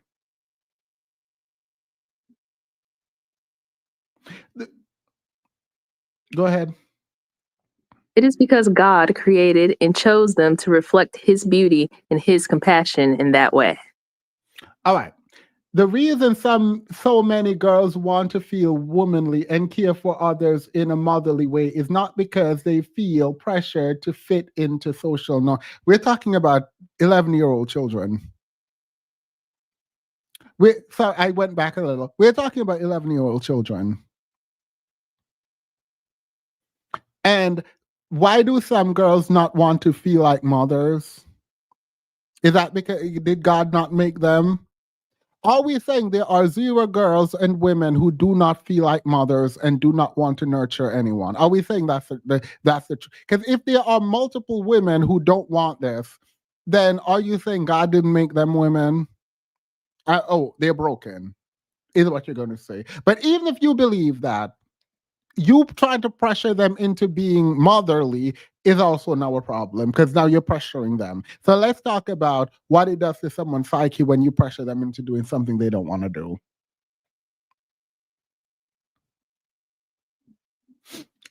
It is because God created and chose them to reflect his beauty and his compassion in that way. Do men not have compassion? Can men not show compassion in your worldview? Only women compassionate. God made women compassionate because compassion is a womanly virtue, right? Right, that's where we at.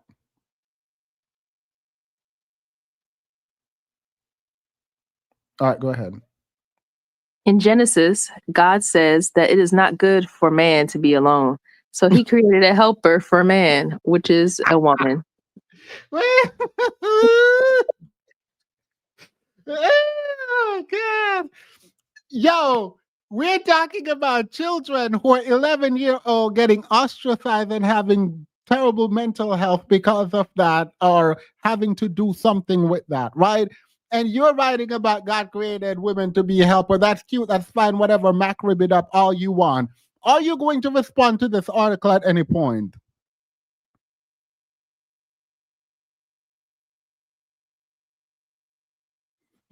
Continue. Many people assume the word helper in this context to be condescending and offensive to women. She is about to explain why being a helper and a woman is not less than a man. How is this responsive to the article? How does it show that you read the article that talks about gender atypical 11-year-olds being rejected and having bad mental health outcomes because of that? How does this addresses that? How does a conversation about women not being less than men? There is nothing in this paper that to me highlighted that this woman had read anything at all about the study she's supposed to respond to. Because you agree with her does not mean she is addressing the topic at hand. And thus, you can't, even if you agree with her, argue that she should get a higher grade than she got. There is no reason why we are talking about women and men and who is higher or lower in God's eyes. 0 reason. You have not addressed at all in any way the mental health for children being rejected because they act in gender atypical ways. You've not addressed that at all. Go ahead. However, the original word in Hebrew is azir Canendo. I might have got that wrong. Yeah, And that Connecto. directly translates to helper equal to. Additionally, God describes himself in the Bible using Azir Canendo, our helper, and he describes his Holy Spirit as our helper as well. You want to know how dumb this is? He said Ezer Kenegdu, right? Which is the Hebrew word for helper equal to.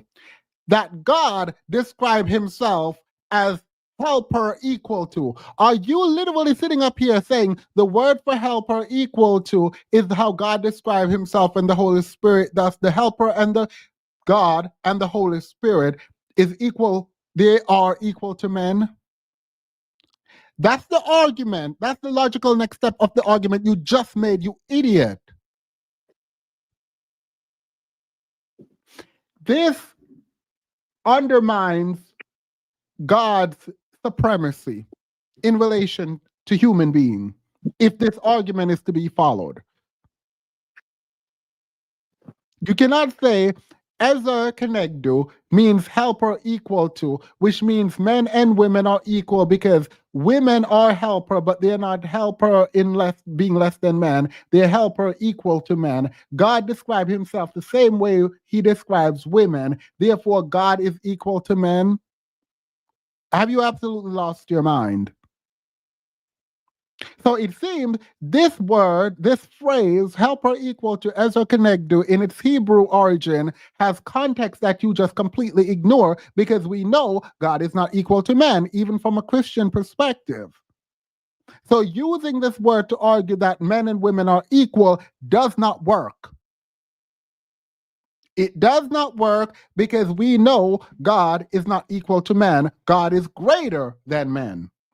So if the word being used to describe women in their relation to men means equal, it would mean God is equal to men too, but we know that's not true. So you cannot actually argue that using the phrase as it relates to women mean women are equal to men biblically. Are you dumb? And that's so annoying. And you did it in the same sentence. So either you shut your brain off as soon as you wrote this atrocious sentence, mind you, as apparently you just completely just shut your brain off to write this. Because you are only defending that men and women were equal because of the word, right? You completely ignore the logical next step if you made the comparison that you made in using the word to say men and women are equal by using it to God. Because now you're saying God is equal to men because he used that word.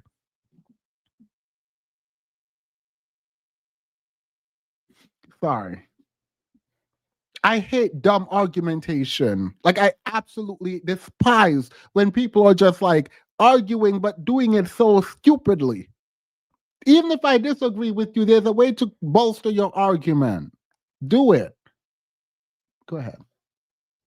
This shows the importance God places on the role of the helper, women's roles.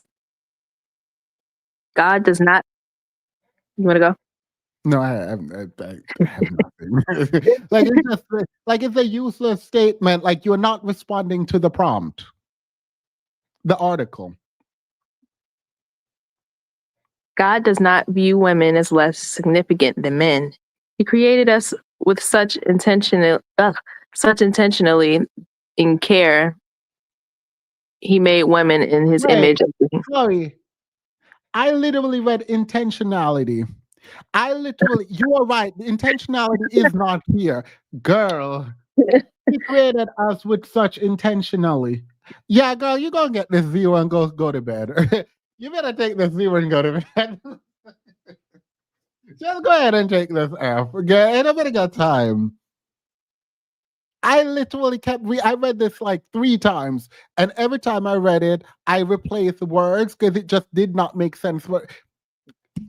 Can you reread that, please? Thank you. I appreciate that. Because the fact that you actually read what was there is annoying me. Not you, but the fact that why, girl, you are a junior. You are a junior in university. We're gonna have problems. You're getting an F. You're getting expelled from my class. Let's do.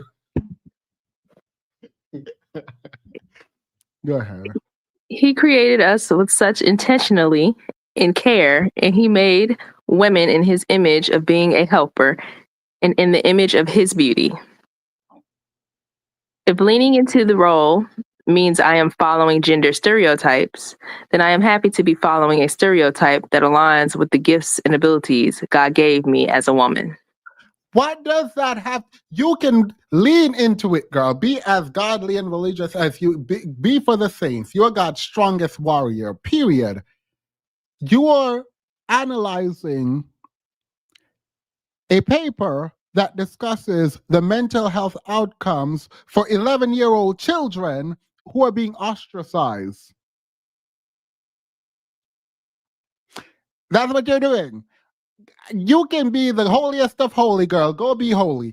That has nothing to do with the fact that we're talking about children being ostracized. Go forth and explain why children being ostracized or not being ostracized because of gender typicality or gender atypicality. Go describe that by their peers. At least we have read one paragraph. There's no indentation on the paragraphs either. The fact that there's zero indentation is actually pissing me off now. The fact that I didn't even notice that is also pissing me off. One paragraph, two paragraphs. I don't even know if you call these a paragraph because, again, nothing. We still have not gotten to the article. All right, continue. I do not think men and women are pressured to be more masculine or feminine. I do not think men and women are pressured to be more masculine or feminine. That's fine. We're talking about kids who are being pressured to act in gender typical ways, and you are like I don't. What? You literally just said men should do manly things, and you are going to do womanly things. So you obviously believe there is a pressure, even if you don't think it's a negative pressure. You think there's a pressure. The essay is more of a negative 25 score. Zero is not enough. The essay is actually pissing me off. And it's not pissing me off because you know me. You all know that I love the arguments that are against me. This is not it. Reads like a manifesto rather than a collegiate. Yeah, well, it is. And she's literally completely ignoring the prompt, like the article that she's supposed to be responding to about children. She keeps talking about men and women, men and women. We're talking about children and their mental health outcomes when they're rejecting for acting in gender atypical ways. That's what we're doing. You have not brought up them kids. You literally have not brought. Okay, go ahead. Go. Can you start over, please? Sorry, I lost it a little. I do not think men and women are pressured to be more masculine or feminine. I strongly disagree with the idea from the article that encouraging acceptance of diverse gender expressions could improve students' confidence.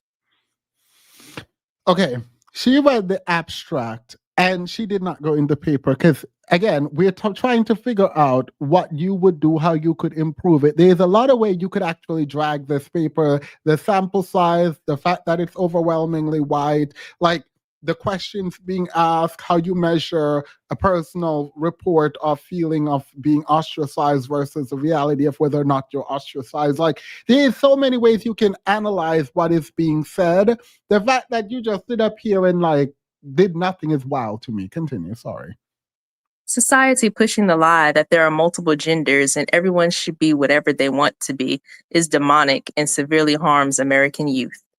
Okay, that's fine. Cute. How is that having anything to do with the paper that you just read and you're responding to? How does this address the paper that you're responding to?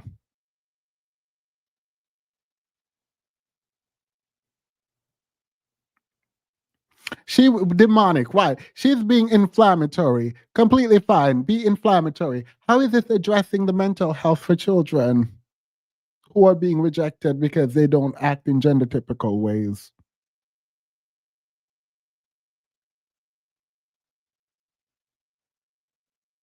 All right, go ahead. I do not want kids to be teased or bullied in school.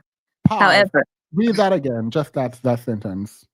I do not want kids to be teased or bullied in school. The article discussed peers using teasing as a way to enforce gender norms. I do not necessarily see this as a problem. So you don't see teasing as a problem in your introduction. In your introduction, you said, I do not see teasing as a problem. But then in your conclusion, because you realize you're a horrible person and you are advocating bullying, you're going to sit up there and say, you don't see teasing as a problem. I do not want kids to be teased or bullied in school. But you just said you don't mind it. And there are dusty degenerate conservatives up here talking about some, oh my God, this is not a bad paper. She used big words. I'm gonna show you what Michael Knowles is one of them that we're gonna play in a minute. She literally said, I am not pro teasing, but then in the beginning she talked about how she's okay with teasing. Mind you, if you say I do not want kids to be teased or bullied in school, and then your very next sentence begins with however, hit pause, rethink your whole entire life. I did say whole and entire, and do not continue. Whatever you're going to say after however, don't do it. You do not sit up online and say, I do not want kids to be teased or bullied in school, and then your next sentence starts with however. Just stop. Don't continue. Do not continue. Do not pass go. When you lie, often contradict you. Yeah. When you lie, you can't keep up with your lie and you often contradict yourself. Thank you, Mia. Go ahead. However, pushing the lie that everyone has their own truth and everyone can do whatever they want and be whoever they want is not biblical whatsoever. Okay, fine. It's not biblical, but are you going to ever address the article? So you're just not going to address the article. Okay, girl, period. Her big word is I. Continue, sorry. The Bible says that our lives... If ever I say continue or whatever and it feels any kind of disrespectful, just let me know. I just who are you talking to, girl? No, or whatever. Just I don't want you to feel like I'm like commanding or whatever. No, you're fine. All right. The Bible says that our lives are not our own, but that our lives and bodies belong to the Lord for his glory. I live my life based on this truth and firmly believe that there would be less gender issues and insecurities in children if they were raised knowing that they do not belong to themselves, but they belong to the Lord. Okay, this is an idea I disagree with, but this is actually an argument addressing the article. The problem is she does not bring up anything in the article. She just says kids should belong to God. That's it, and it will eliminate suffering. Okay, this could have actually been your argument throughout this paper, right? This could have been the entire paper. Expound on, you could have taken this as your thesis, expounding on it. Again, fully disagree with this. This is a trash way to think. It's an absolute trash way to think. And the idea that if I do something wrong and I'm going to burn in hell for eternity have scarred me for the rest of my life. But okay, fine. This is an actual argument addressing children, mental health, and gender typicality. This right here is why I would give her a 4 out of 25. This is why I would give her a 3 out of 25. This is why I would not give her a 0 out of 25. This statement right here, because even though it is just tangential, it feels like there is some kind of argument here. And while I do have to engage in a kind of acrobatics physically to get to her connecting this to the article, I would have done it. You don't have to. As a professor, the kind of backbending I would have to do to give you a point here means no one else should have to do that. But because of this sentence right here is why you would have gotten a point. Go ahead. Overall, reading articles such as this one encouraged me to one day raise my children knowing that they have a heavenly Father who loves them and cherishes them deeply, and that having their identity firmly rooted in who he is will give them the satisfaction of accepting. Why did you breathe? Hey, no space there for breathing. I'm kidding. I'm Okay, let's start over. Okay, I You got it. gotta Let's take a go. deep breath. Go over again, take a deep breath, and give it what she gave us, which is nothing. Overall, reading articles such as this one encouraged me to one day raise my children knowing that they have a heavenly father who loves them and cherishes them deeply, and that having their identity firmly rooted in who he is will give them the satisfaction and acceptance that the world can never provide them for them.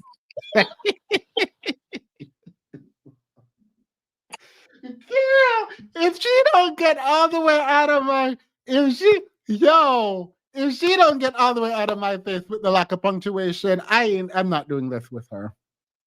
The fact that her mother and people are out here are like promoting her and pretending like she deserved a good grade for this is actually insane. I am very proud of you for doing that because I could not have done that, and I did try. I used to read fast when I was younger, so yeah, I'll work it out. All right, last. Well, not the last sentence, but continue. Thank you, by My the way. prayer for the world, and specifically for American society and youth, is that they would not believe the lies being spread from Satan that make them believe they are better off as another gender than what God made them. The article is not about being another gender than God made you. And this, by the way, is why this sentence is why you could take the 3 points I would have given her, you could take it back. Because either you fundamentally misunderstood the article you were supposed to respond to, or you just completely didn't read it.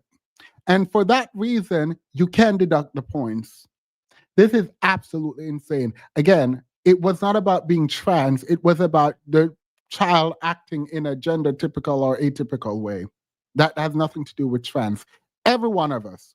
And the article does actually talk about this. This is actually talking about every human being on earth at some point acted in a gender atypical way. We're talking about kids who do that and see themselves do that, and other kids who see them doing that and reject them for doing that. Now, you can make the argument that this is building to a trans conversation, but we are not at that conversation yet. And you now need to respond to the paper you're reading. And if you want to make the argument that this is about trans identity, you're going to have to clearly provide the link to the article you need to respond to. This is not a response to the article. Colleges to engage in material that you may not necessarily align with. Agree. The experience is meant to develop how you interact with the world. She failed at it. Yeah.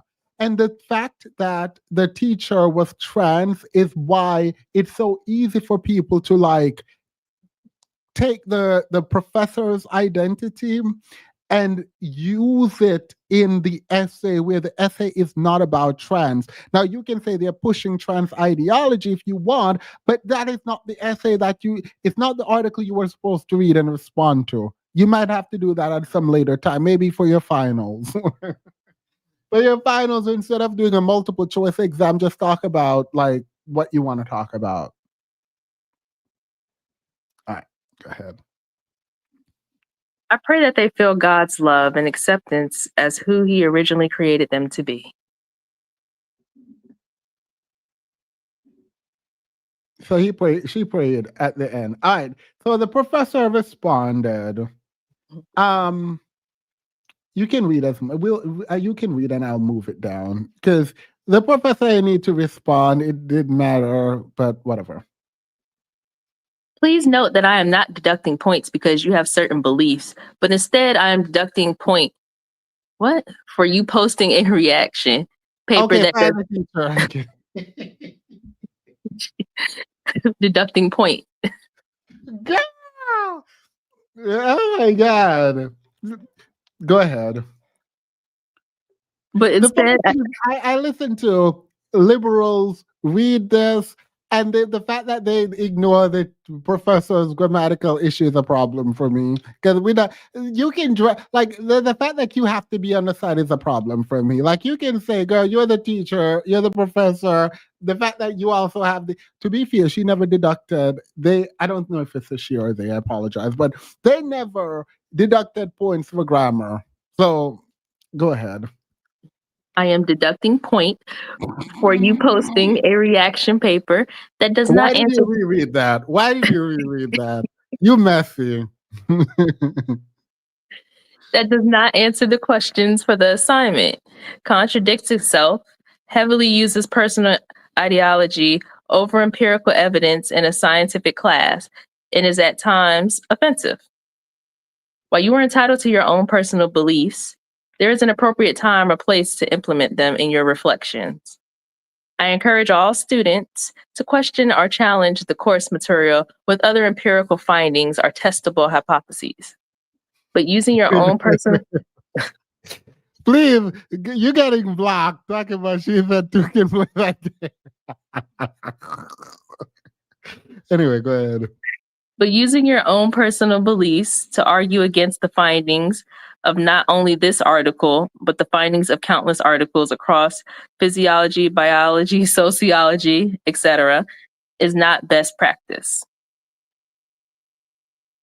You argue that abiding by normative gender roles is beneficial. It is perfectly fine to believe this. But to then say that everyone should act the same while also saying that people aren't pressured into gendered expectations is contradictory, especially since your arguments reflect a religious pressure to act in gender stereotypical ways. You can say that strict gender norms don't create gender stereotypes, but that isn't true by definition of what a stereotype is. Please note that acknowledging gender stereotypes does not immediately denote a negative connotation, a nuance this article discusses. Additionally, to call additionally to call an entire group of people demonic is highly offensive. Sorry, I'm gonna go on mute.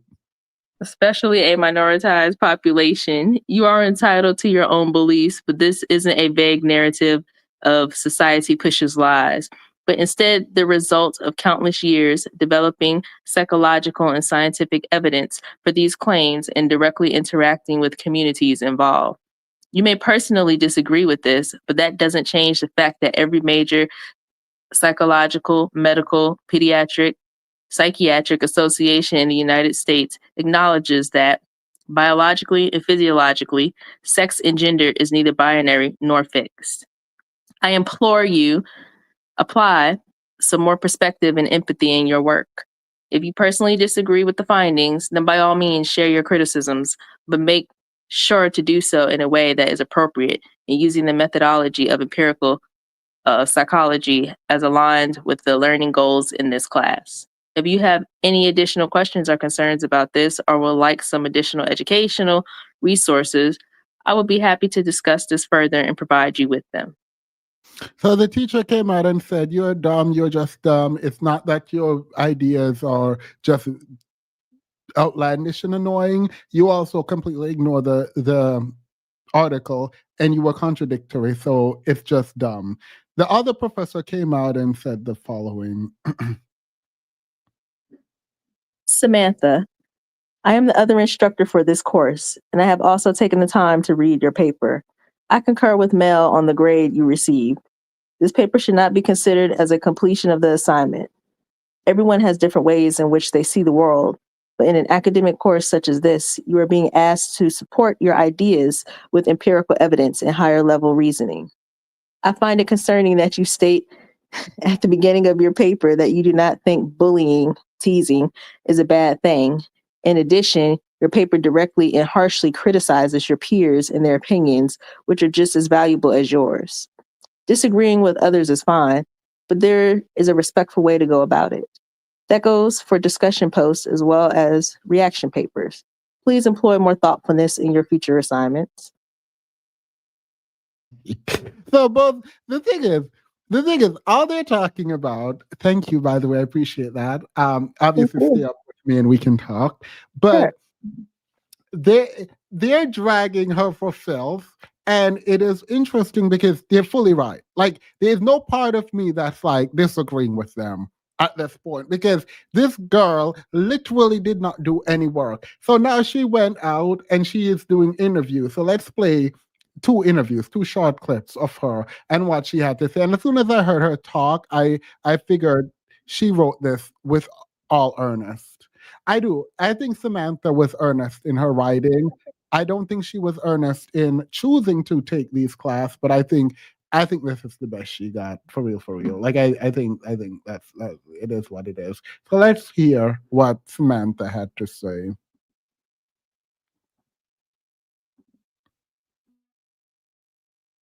Tonight, we're hearing from the OU student who took her zero grade to the governor. Samantha Fulnecki is a psychology junior who says she received a zero. Yeah, where's this man's neck? I just sorry, I don't no this is like but where's his neck? um wait, Giovanna, do you see a neck? Please let me know. It's suffocating him, his shirt. Oh, let me stop. I just yeah, all right, girl, period. Ain't no reason to do this. From the OU student who took her zero grade to the governor. Samantha Fulnecki is a psychology junior who says she received a zero grade for citing the Bible in her opinion-based essay on gender binary labels. Fox 25's Rob Hagan live at the OU campus with more on the paper that's grabbed the nation's attention. Rob, what have you found out in your conversations today? Adam Samantha says that she's been receiving hate comments on social media for citing God as a source in her essay. But The thing is, here's something else. You go to university to challenge yourself, be better. If 1 + 1 equals God, right? If the laws of physics is God, you don't need to go to university. Like you don't have, if your answer to the world is God, why are you in university? Like you already have like you got the solution. Like, like I don't get why you would go. Like you're in university and you're mad at people for not accepting your worldview or whatever. But like the idea that you cite God, and I'm not saying this is that's what she did, but I'm responding to the claim this interviewer, the person is making right here. You don't need to go to school. You already have the answers.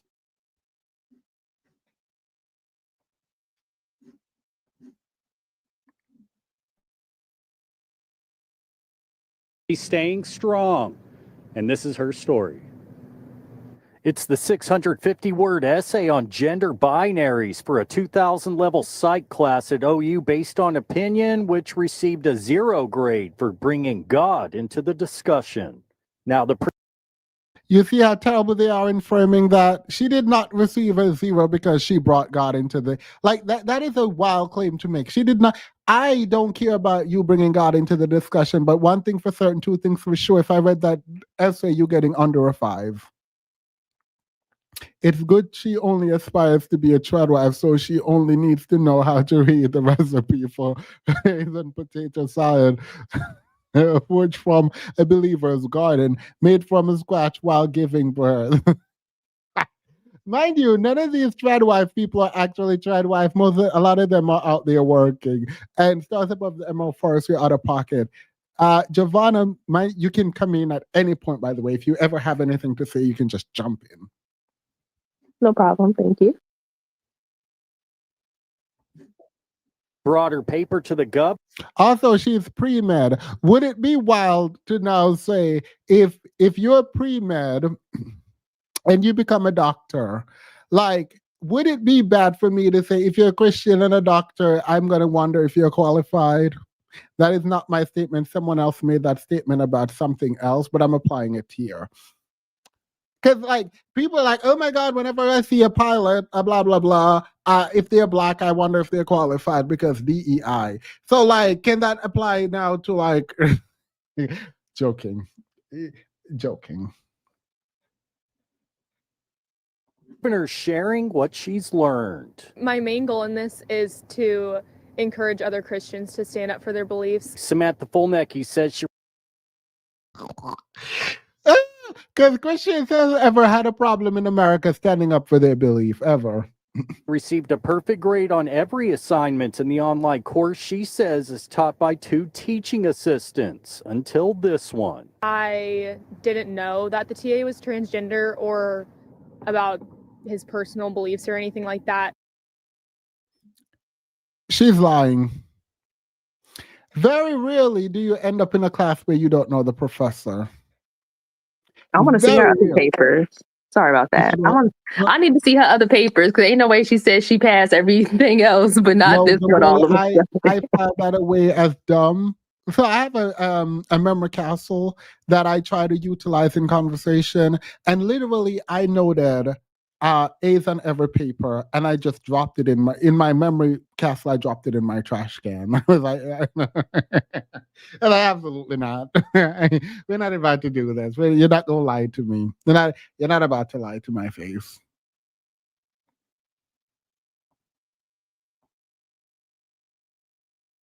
I just did the assignments and turned them in and went about my day. So there hadn't been any tension in the past until we were asked to do an assignment over this topic. She says school administration decided not to change the 0 on the assignment, but it won't be counted towards her final grade. Now the student who's Comanche, hoping to be a pediatrician in a Native American hospital, is receiving both praise and hate from the masses. A lot of people have taken things from the Bible and twisted it against me, and just saying things about like how I'm going to hell and my judgment will await me one day. Fulnecki has caught the attention of the national spotlight and the attention of the Oklahoma Freedom Caucus. It's about a state-funded, taxpayer-funded institution allowing. What do I you do think? do my assignments and go about my day. Girl, we see that. That's now she's a $5 Indian. Girl, what? I don't understand. Mind you, this precedent does not work. If a Satanist, if like anyone with any other religion come forward with the same argument still stand. Because you agree with something does not mean you completely disregard principle. And that's one of my fundamental problem with people, both online and off. It's like, if you agree with someone, you just defend them regardless. And it's like, no, why do that? I would not ever stand behind this assignment, no matter how much of a Bible thumper I am. I'm happy God allowed her to expose herself.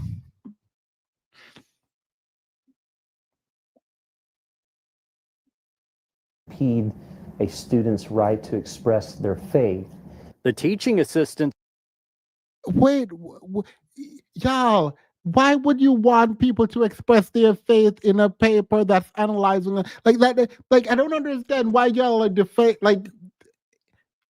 I'm just, you want to write a paper to respond to an article, react to an article. Your faith could be useful, but make it useful. You can't just word vomit what you believe in without engaging with the article you're supposed to respond to, where an instruction for your writing clearly said you had to show that you read the article in your writing.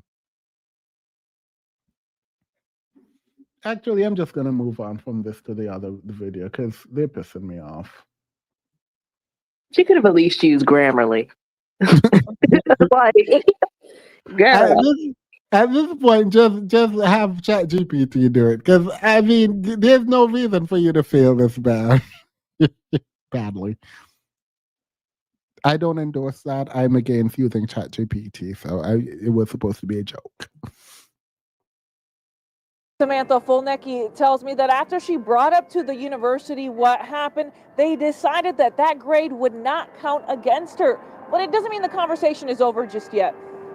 I just did the assignment and turned it in, and I talked about the Bible in it. That is, I view all of my opinions in the world through the Bible. Samantha Fulnecki is a junior at OU. She says when she submitted an essay reacting to an article for her psychology class, she got a 0. The graduate instructor, who is transgender, was the one grading it. They called it offensive and said it lacked empirical evidence. So I gave my opinion, and not just my opinion, but that's like the Bible says that God created male and female, and anything that's not from God or glorifying to God is glorifying to the enemy. Here are excerpts of the essay. So no one's going to talk about how she completely ignored the article she's supposed to be responding to. You go look at the assignment through the God lens, right? The Bible, the lens of the Bible. So you just go ignore the professor's prompt. Just go ignore. Girl, you're going to get this 0. Let's take this L. She says, society pushing the lie of multiple genders is demonic and believes it's against God's will. That's what I meant by that. Actually, let's move. Sorry. Let's move on from this because I just realized something. When they were saying this is demonic, I think a lot of people are actually reading her paper as if it is a proclamation just about gender, right? And transgenderism. And people who do not are against trans people existing or the ideas around trans. I think people who are against that are siding with her, right? And I don't think this would change anything, but I don't think a lot of people know that she's doing a reaction paper to an actual article. Like, yeah, you can believe that, and that's cute and fine or whatever, but you are not responding to you're not doing the assignment. And maybe if people know she wasn't doing the assignment, maybe if people knew she wasn't doing the assignment, they would understand, like, yeah, you can agree with her in theory, but like, do the assignment still. Anyway, we can go now to Michael Knowles, who is reacting to this. And Michael Knowles might not be one of the dumbest people. I actually don't think he's dumb. He was the guy that was in the gay movie. He's not conservative, but when he was in university, he was there kissing men on camera, but now he's married and he's anti-gay and anti-LGBT. But like when he was an actor of sorts, he was definitely dependent on doing it. That has nothing to do with what we're doing at all. I just like I just like us to know who we're talking about, right? So this is who he is. University of Oklahoma. Is a student named Samantha Fulnecki. Nice, cute, normal-looking, apparently conservative Christian girl. She's taken a class from a trans-identifying professor, Mel Curtis, who looks like you would expect him to look. I just realized something. I do find it odd, very odd, that he qualifies what the professor looks like and what the student look like, how they look, sorry. And I think he does that because these are qualifiers for why men should care or his audience should care. Like to say the woman, the person getting bullied, quote unquote, is a girl that is cute and pretty, and the person doing the bullying by giving the girl a 0 is not attractive. So that indicates for him empathy. Like we're empathy. I didn't notice this initially when I watched it because I was like, that's weird. Why are you talking about her being attractive and who not attractive? Like, well, why is that important? Oh, it's how they decide on empathy. It's how they decide on empathy, girl. Period. Fulnecki. Nice, cute, normal-looking, apparently conservative Christian girl. She's taken a class from a trans-identifying professor, Mel Curtis, who looks like you would expect him to look. Let's put it that. You can see there's a little, in the professor's comment, you can see he looks like he should not be teaching at a university. He looks like he should be in a padded cell. Why did this? Wait, how did I not catch this? Maybe because I was working while I was listening. How does a professor look? So if you don't look good, you can't be a professor. Wait, if you don't look good, you can't be a professor. Like I don't understand. Like what is like I don't what is the argument here? This is so insane. Not looking. Y'all play too much. Young woman decide to take this guy's class? I have no idea, but I don't know. These days at universities, maybe there's not much choice. In any case, No, that is a good thought. Why would this conservative girl who is doing pre-med take a psychology course about gender from a trans professor? It is a good question you're asking. And I think you already know the answer because this was a setup. I think you already knew the answer to the question you asked. That's a good question. This is when these flips happen where they just start revealing their plans. Like,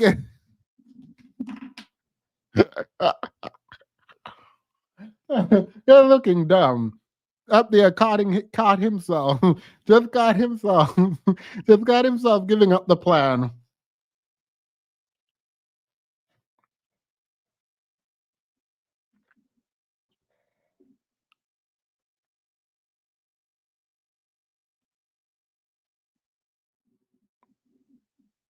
he was asked to respond to an article and to give her opinion, her reaction to the article.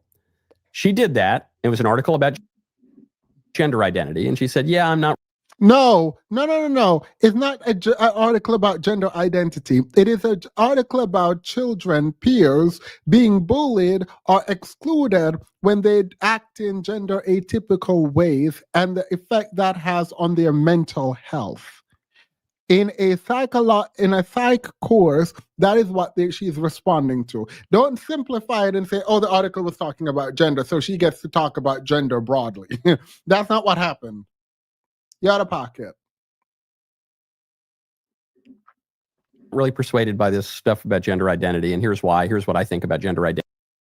Yeah, it was not an article to persuade her about gender identity, and she was arguing against an article meant to persuade her about gender identity. Therefore, you are correct. That's what she was doing, which is why she was wrong. She was not responding to the actual article.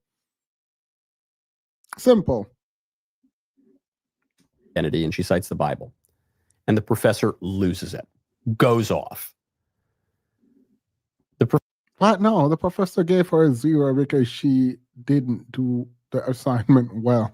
She didn't do the assignment, actually. She did not respond to the article in a way that indicated that she read the article. Like, I don't understand. Just because the word gender shows up in the article does not mean you get to write a manifesto on gender and ignore what the article is saying about gender. Like, I'm so confused. And again, this is not a dumb person.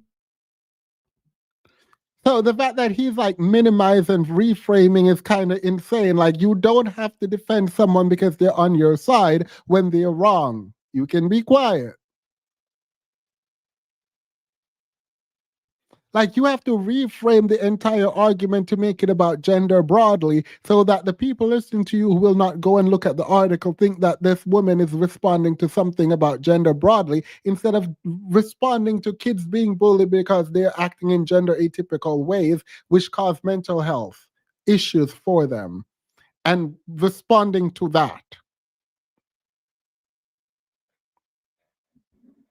Professor says to call an entire group of people demonic is highly offensive, especially a minoritized population. How did this professor graduate from the 3rd grade, much less become a university professor? Minoritized? What is minoritized? This is what the professor wrote on the grading platform. Now, the liberals are saying this girl's a big dummy and she's just a hillbilly citing the Bible.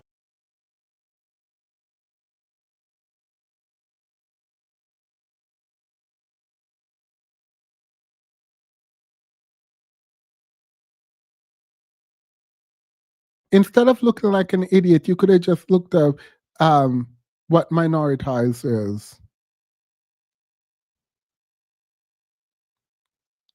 Like, I don't understand. Like, she's an idiot, blah, blah, blah. I'll just Google the word. Like, I don't, like, I'm just like,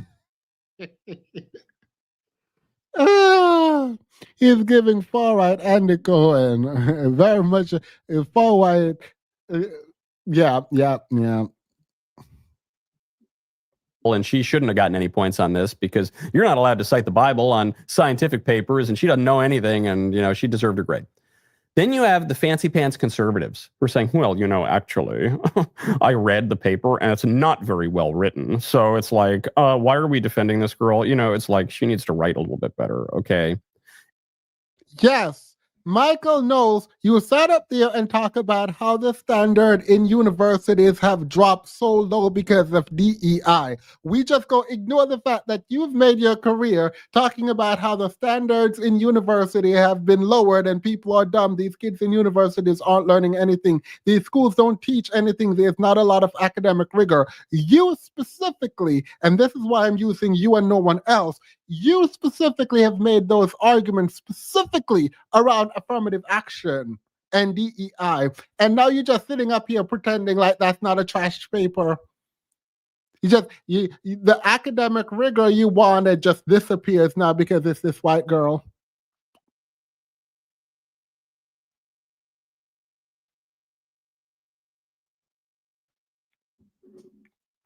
And they're both totally wrong. I have here, very briefly, we're just going to look. I have the essay. You're missing the point, Demon. She was never supposed to get a bad grade because she was a white, cute Christian. Period. He got the essay, he got the this, he got the that. I bet you he don't. I already watched this. He does not have the article that should have been responded to. I bet he does not have the article that this woman was supposed to be responding to, because to read that article and then read her paper is, if anyone read that article and the paper and the instruction and somehow come out with she should have done better, they're dumb. It is that simple. Don't care who you are. I don't care who you are. You read that article. You know it's talking about children. You know it's talking about mental health of children who act in atypical gender ways because of the exclusion from peer groups, other peers, being bullied, being teased by other people their age. You know this. And you know that's what you're responding to in a psych class. We're not about to have a conversation if you don't understand why a 0 is justified, even if you wouldn't give a 0. Because I think I would still maintain at under 5 out of 25. I wouldn't give a 0. It would be a 5, maybe a 3, sorry. It would be under a 5, though. But if a professor gave a 0, I could understand why. Because honestly, it feels like you did not do what I told you to do. And so a 0 is going to be. I can understand that. I can understand that argument. I wouldn't give it. I'll give you a good 3. I give you a 3 out of 25. I have this trans identifying professor's grades, and I have the prompt. Here's the prompt. Reaction papers are graded on a 25-point scale, evaluated on the basis of the following. Does the paper show a clear tie-in to the assigned article, 10 points? Does the paper present a thoughtful reaction or response to the article rather than a summary? Is the paper clearly written? That's it. Those are the 3 things. This is not like you're writing a dissertation from the university. The paper wasn't clearly written. The paper was not thoughtful, and it definitely did not indicate that she read that article. So we'll come again. Of Oxford. Okay, this is a very basic thing. Read a paper, react to it, be on topic, talk about the topic that the paper talks about, but give your personal reaction. Don't just summarize it. Okay, so what do you have to do now, Michael knows? What do you have to do? You have to go to the article to confirm that she is in fact responding to the article in a way that highlights that she is responding to the article. That's what you have to do based on the first criteria for writing that paper. That is the threshold inquiry. If you don't make it past that, you can't meet the other standard, because no matter how well written the paper is, if you're not responding to the prompt, you failed. And the only way we know if you're responding to the paper is the article is if you show us what the article is saying.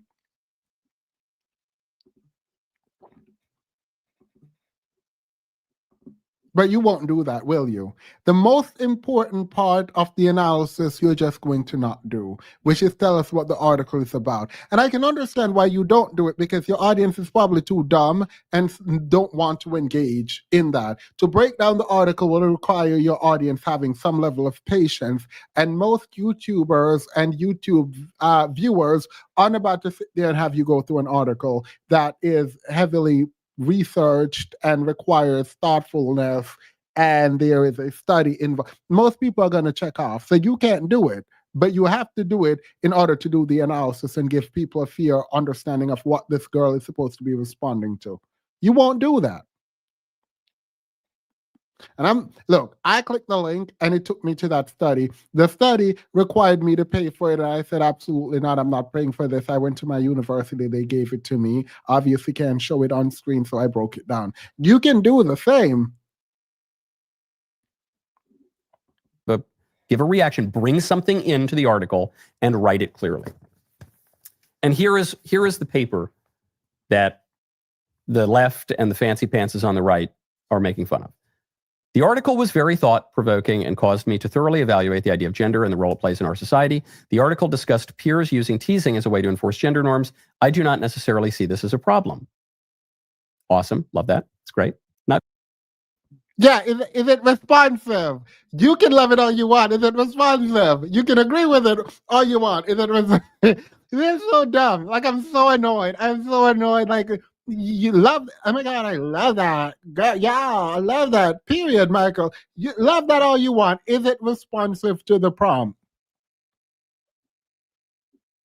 Problem. Awesome. Love that. It's great. Not cruel teasing, but just a little bit. It's okay. God made male and female and made us differently from each other on purpose and for a purpose.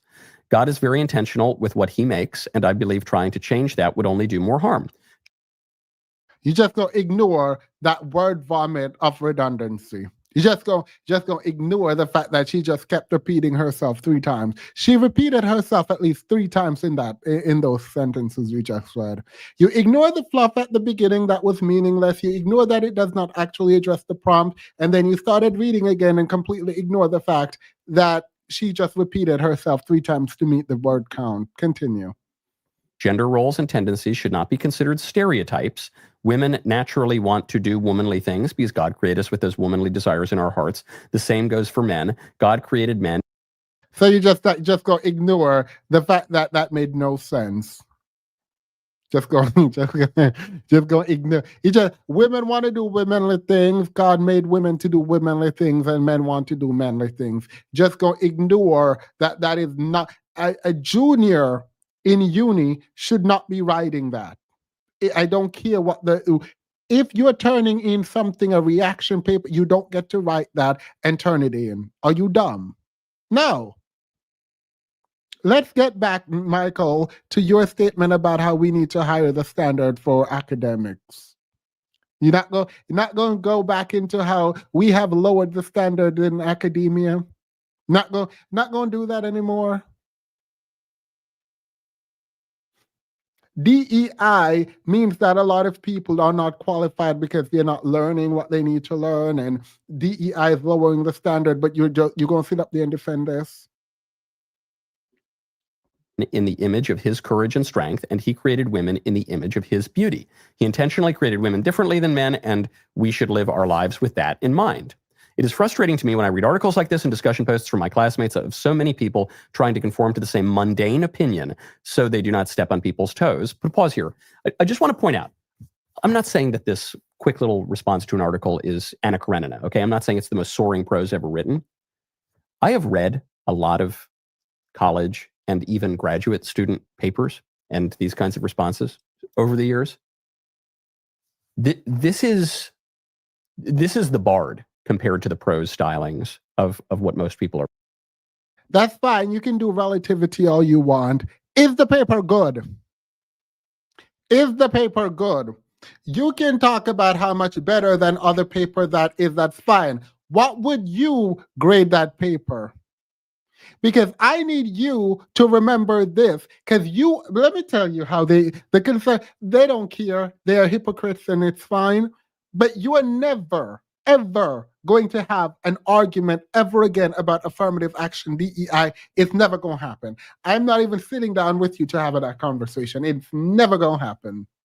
If you're defending this trash paper, you don't get to sit around and talk about anything.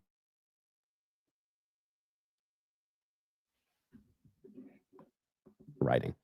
Go to stpaulcenter.com/America. America explores, certainly not that was the Apple sales, sources of it. It uses the word mundane, let's say. It in universities probably would have been higher than all of these things. Relative to what most university students are turning in, this is quite well written. This is how trash it is.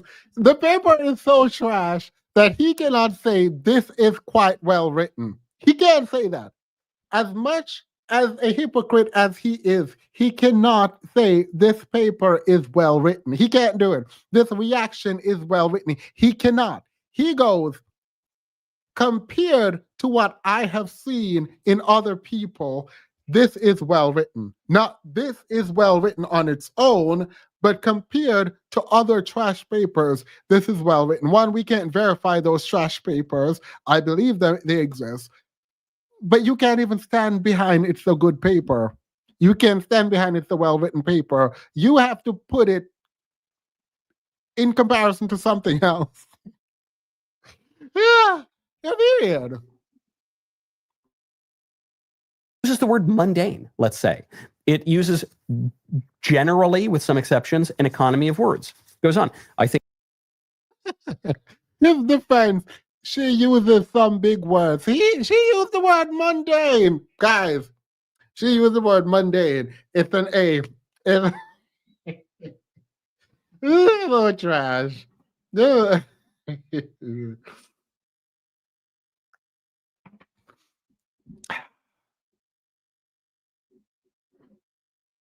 think that is cowardly and insincere way to live. It's important to use the freedom of speech we've been given in this country, and I personally believe that eliminating gender in our society would be detrimental as it pulls us farther from God's original plans for humans. They say you can't cite the Bible. Why not? Well, it's a psychology class. Hear me. The Bible is, whether you believe in God, whether you're a Christian, whether you're Jewish, whether you're none of those things, the Bible is, I think beyond dispute, the best account of human psychology that we have. It is better than ancient or modern works of philosophy. It is certainly better than any works of psychology. Psychology, which only really becomes a discipline. Then why is she in a psychology course? Just have her read the Bible and then move on.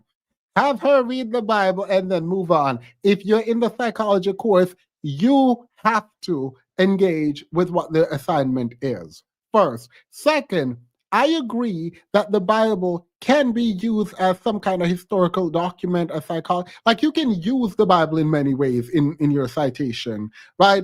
Completely fine with it. She is not addressing the assignment. She's not doing the assignment. That's the problem. And we know you know that because you didn't even read the article she's supposed to be responding to. In the last 150 years or so with the work of William James, who himself was a philosopher. And then obviously it's greatly expanded by Freud and plenty of psychologists and philosophers since then. The Bible is a much better work of psychology than all of that. It's obviously pertinent. The Bible begins in its very first chapters with a discussion of this topic, which is pertinent to the modern nonsense that the person's responding to. And here's the trans professor's comment. Please note, I'm not deducting points because you have certain beliefs, but instead I'm deducting points for you posting a reaction, also not grammatical, paper that does not answer. Oh, now you're grammatically checking. Now you're checking grammar. But you read that whole dusty 2-page paper, and at no point did you stop and correct anything. You notice how when we were reading the professor's comment, I was talking about grammatical issue for the professor, and I was dragging both for whatever they did wrong. Realize how he just flew through that paper, defended that paper, and then came to the professor's comment talking about some grammatical issue. Fine, good, but you just go ignore all of it over there on that girl's paper. Just go ignore it. answer the questions for this assignment contradicts itself, heavily uses personal ideology over empirical evidence. Personal ideology over empirical evidence. This is a dude who thinks he's a woman and dresses up like a woman and says in the comment that his pronouns are she/they. But you used your Okay, so your virtue signaling, you're trying to attack the professor because you know your audience, and you must think so little of your audience to weaponize the professor's identity when we're discussing the grade. Like, this is so weird and insane to me, but I also know that it works, and that's the sad. That's the sad part, because these people real dumb, girl. Just tell them what they want to hear, and they'll just be on your side, because that don't make no sense.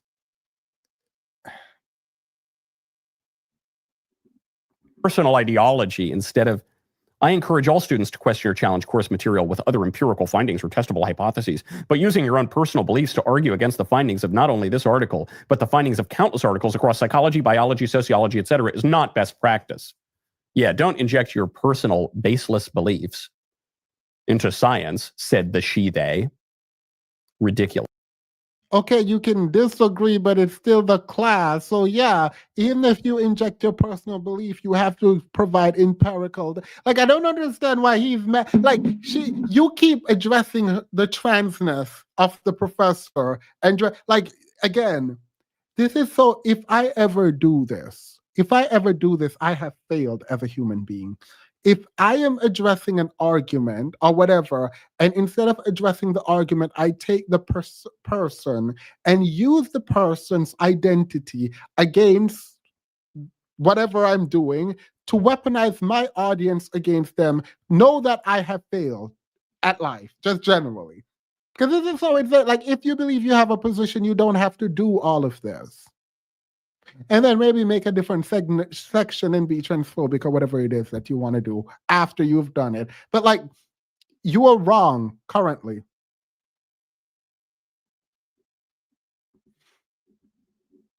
Like, these people always crying about being victim. Like, so much of the reactionary right for everything after Obama was so fake and hypocritical that it is fascinating to watch cancel culture existing in the way that it does on the right, the crackdown on freedom of speech existing as it exists on the right, and the way they literally take on the identity of everything they fought, quote unquote, against. Like, the idea of DEI in their mind was that a bunch of unqualified people were getting hired. The idea of affirmative action is that a bunch of dumb people were getting into schools that they shouldn't be going to, right? And they hated that. That's what the principle behind what they were doing was.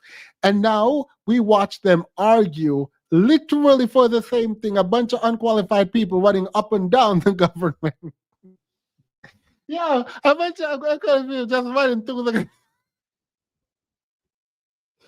I think this is not a good thing, but I never, after undergrad, I didn't have imposter syndrome, right?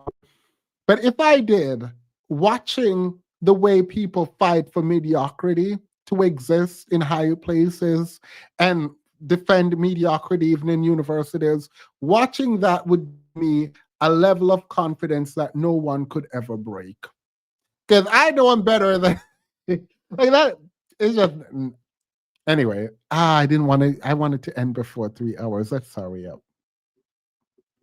That's ridiculous. I've read enough of Samantha's essay to say not only should she not have been given 0 out of 25, she should have been given a full score, 25 out of 25. Now, why are you lying?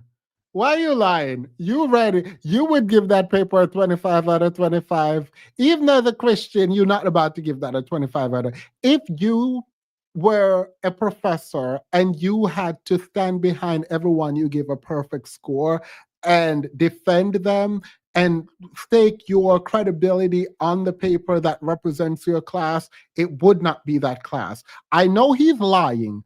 I know he's lying. And the reason we all know he's lying is because instead of saying it was a good paper, he said relative to other bad papers he has read, sorry. This was a good paper. Not this was a good paper that compared to other papers that were bad, this is good. That's what he did. That's what he said.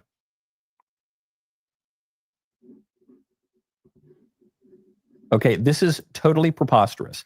And the fancy pantses who want to pretend that they're so much better educated than this girl are absolutely out of their minds. Absolutely out of their minds. I strongly suspect that this man can't even lie straight to the camera. A lower blepharon would work wonders. this girl had the best reaction post of anyone in her class. It is far above the average writing that you get out of universities. And this professor, it is far above the average writing. If that is true, then we have failed in America in terms of university. That's what that means. It does not mean she gets an A because everyone else is bad. It means everyone fails. That's what it means. And we need to rethink what's happening. Because everyone else is bad doesn't mean it's automatically good now. We're not grading relative to other people. We're grading it on its own. What do you mean? This is not law school where you're marked on a curve. No, you fail because it's bad. You don't do well because it's better than everyone, even if it's bad. No, that's not how this works. So even his argument is trash. Like every time he talks, he's like trying to convince himself. And so he explains why it's not good objectively, but relative to other paper, he thinks it could be good. He's also making the argument about other papers he has not read. He has not read anyone else's paper in that class.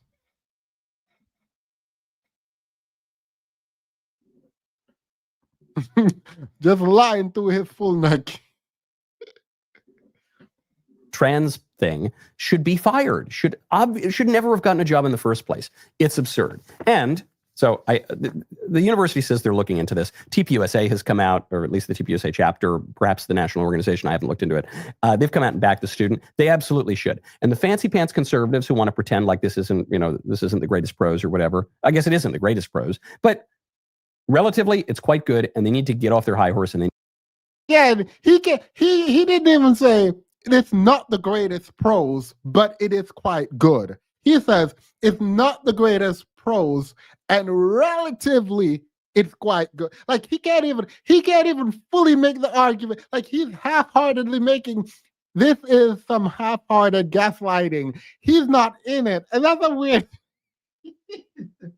That's the weird thing, because he's telling other people to back it while he's not backing it himself. Like he says, I'll give it a 25 out of 25. And instead of leaving it there, he says, I'll give it a 25 out of 25 because relative to other people, it's better than other people. And I think it might be better than other people in the class. Like he's not like this is actually kind of insane. He can't even do it. If you were saying you would give it a 25 out of 25 and then say it's not great, it's not good, but relative to other, you are even saying to yourself that it's not good. If it's not good, if you can't sit up there and say it is good, how would you give it a perfect score? You're literally sitting up there saying it is not good, but relative to others, then it is good. You can't then say you'll give it a 25 out of 25. You could say, I'll give it, out of 10 points, I'll give it 5 for organization, 5 for whatever, and then 2 for whatever. That gives it a 12. But that is way too generous. You said a 25 out of 25, but instead of saying the paper is good, it's excellent, it is exceptional, instead of saying all of that, you're going to sit up there and say, oh, I mean, I can't say it's great, I can't say it's good, but like relative to other bad trash paper, it's good. The university doesn't do like high standards anymore. Like you have to make so many qualifiers for it to get a good grade that it does not make sense to give it a perfect score. You just up there gaslighting yourself, girl. Need to get over it. They need to recognize that this girl has a lot more to say, even than many, I don't know, professional prognosticators and pundits, even on the right. Ridiculous. And just to bring it full circle on the politics, while we happily have political power given to us by the people through elections, we need to eradicate the presence of this kind of preposterous pseudo-academic, pseudo-scholar Melkurth or whatever from faculty lounges across the universities. This person can go get a job somewhere else. I hope he lives a good, nice life, but he has no business at a university. This girl should be totally vindicated. The professor should be punished and fired, and the girl should be given full credit. Totally absurd. He didn't believe none of that. I didn't believe it. He didn't believe it. He didn't want to do the story. I don't know who forced him and held him hostage to do that story, because he didn't have to do it, but he ended up doing it and then completely just failed at convincing us and convincing himself of any of it. So that's that's that on that. I hope you guys liked this stream. As a nerd, self-described, this is one of my favorite streams to have ever done. Not ever, that's not true. But I really liked reviewing the paper, and I hope more of these come forward. More students who didn't do well should appeal and put their paper in the public domain for discussion. I would never do something like that ever in my life, because if I didn't do well on a paper, the last thing I want is for other people to read that. I would absolutely never. If I failed on a paper, got a 0 on a paper, I promise you, even if you could help me, I would not publish that paper. I absolutely wouldn't. You could not waterboard that out of me. Absolutely not. I would have just told you I got a 0 because I didn't turn it in. I was just lie about it, because I nobody got time to be failing and you reading how I failed. All right. So that's that on that. I wanted to be done before the 3-hour mark. I'm going to be coming back next week a lot, hopefully. I'm going to try to come on live randomly. I can't tell you guys when, because I do have a lot of work, but I will try my best to be live throughout the holiday season. So look out for me. If you don't look out for me, it's fine. You can just watch it later. I'm going to go watch Attack on Titan, eat food. It's hard to eat just like protein or whatever, but eat food and whatever. All right, let's get. They have none.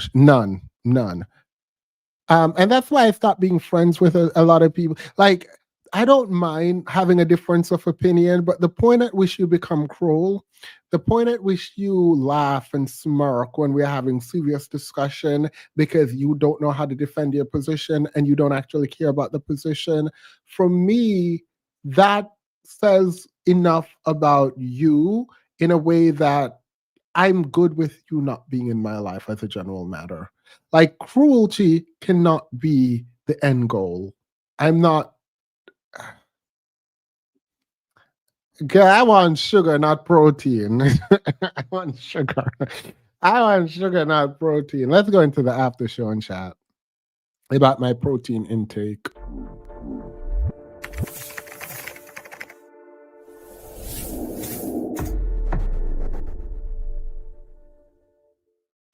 Yes, Giovanna, thank you so much for reading. You did extraordinarily well. I appreciate you so much. You did not have to go, but obviously I can't hold you hostage up here.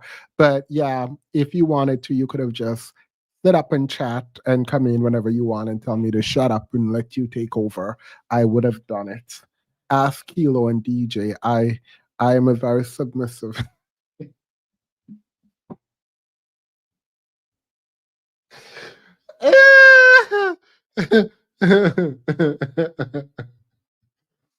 You could have just taken over the whole show, girl. It is what it is. I appreciate you all. Thank you so much. Of course, y'all heard that. I am gonna go watch Attack on Titan. I'm on season 4. JJK just released the movie, and I did not know about it, so I can't go tonight. I'm gonna try to get tickets to go tomorrow. Wait, let me ask. Let me ask Kilo if she wanna go. Let me text Kilo. She probably gonna say, "Girl, get out of my face." Where is it? Kilo.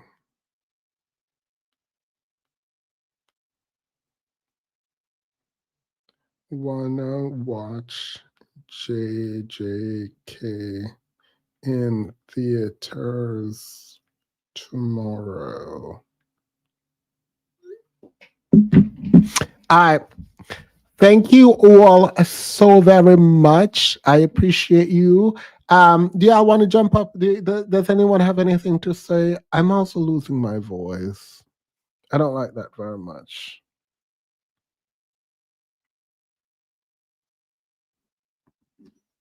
I went to watch Wicked Part 2, Happily Ever. I don't know, girl.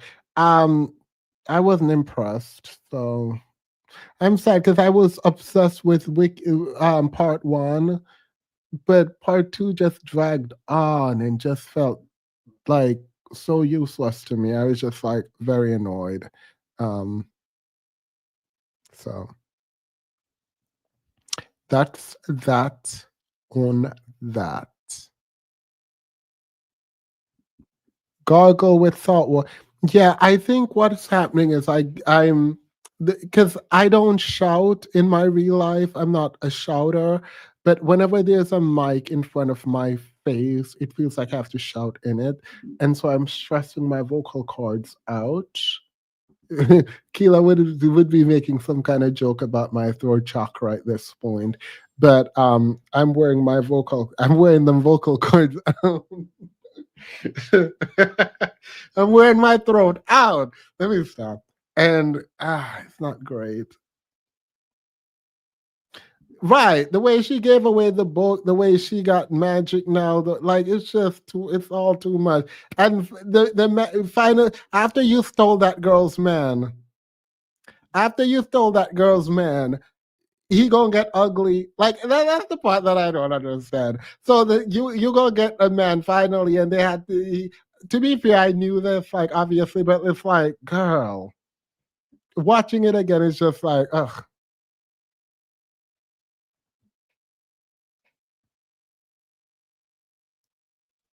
Shouting beat up my vocals, yeah. Because like my voice, I meant to be like very demure, very mindful. I'm pretty sure I'm supposed to be some kind of royalty somewhere. Instead, you know what I mean? But unfortunately, right, I wasn't born. Like I feel like where God aimed me was off by a lot. Because I just feel, you know, when you feel like you were supposed to be born wealthy, like you were supposed to like be born in like a kind of luxury that inculcates you from like everything else in the world, and then you're like, girl, all my life I had to fight. I don't feel like I am not I'm not God's strongest warrior. This was not made for me, but here I am. Yeah, I was supposed to be a Wakandan royalty. Yeah, I need to go find me a Danish, a Danish royal. All right, I have to go. I don't actually have to go. This guy on YouTube, they're teaching about high protein, and there's this like boiled egg with what's it called? Tuna. I think it's like boiled egg with tuna and like some kind of like mayo or something. I don't know. To get like a and there's some other stuff in there for like protein. And I tried it yesterday, and that is the most disgusting. That is the most disgusting struggle meal. Like I almost ordered food off Uber Eats and Postmates because I'm sitting there like, ain't nobody finna eat that. Like I'm not eating. They're like how you gonna eat 3 boiled egg with tuna and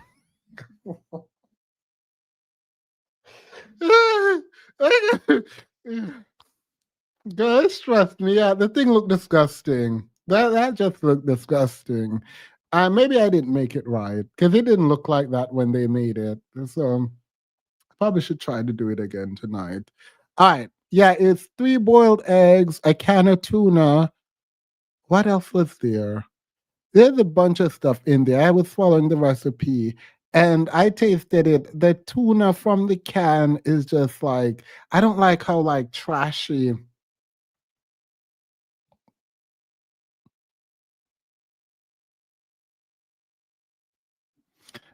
I ain't doing that. I'm not. I seriously just like sardines.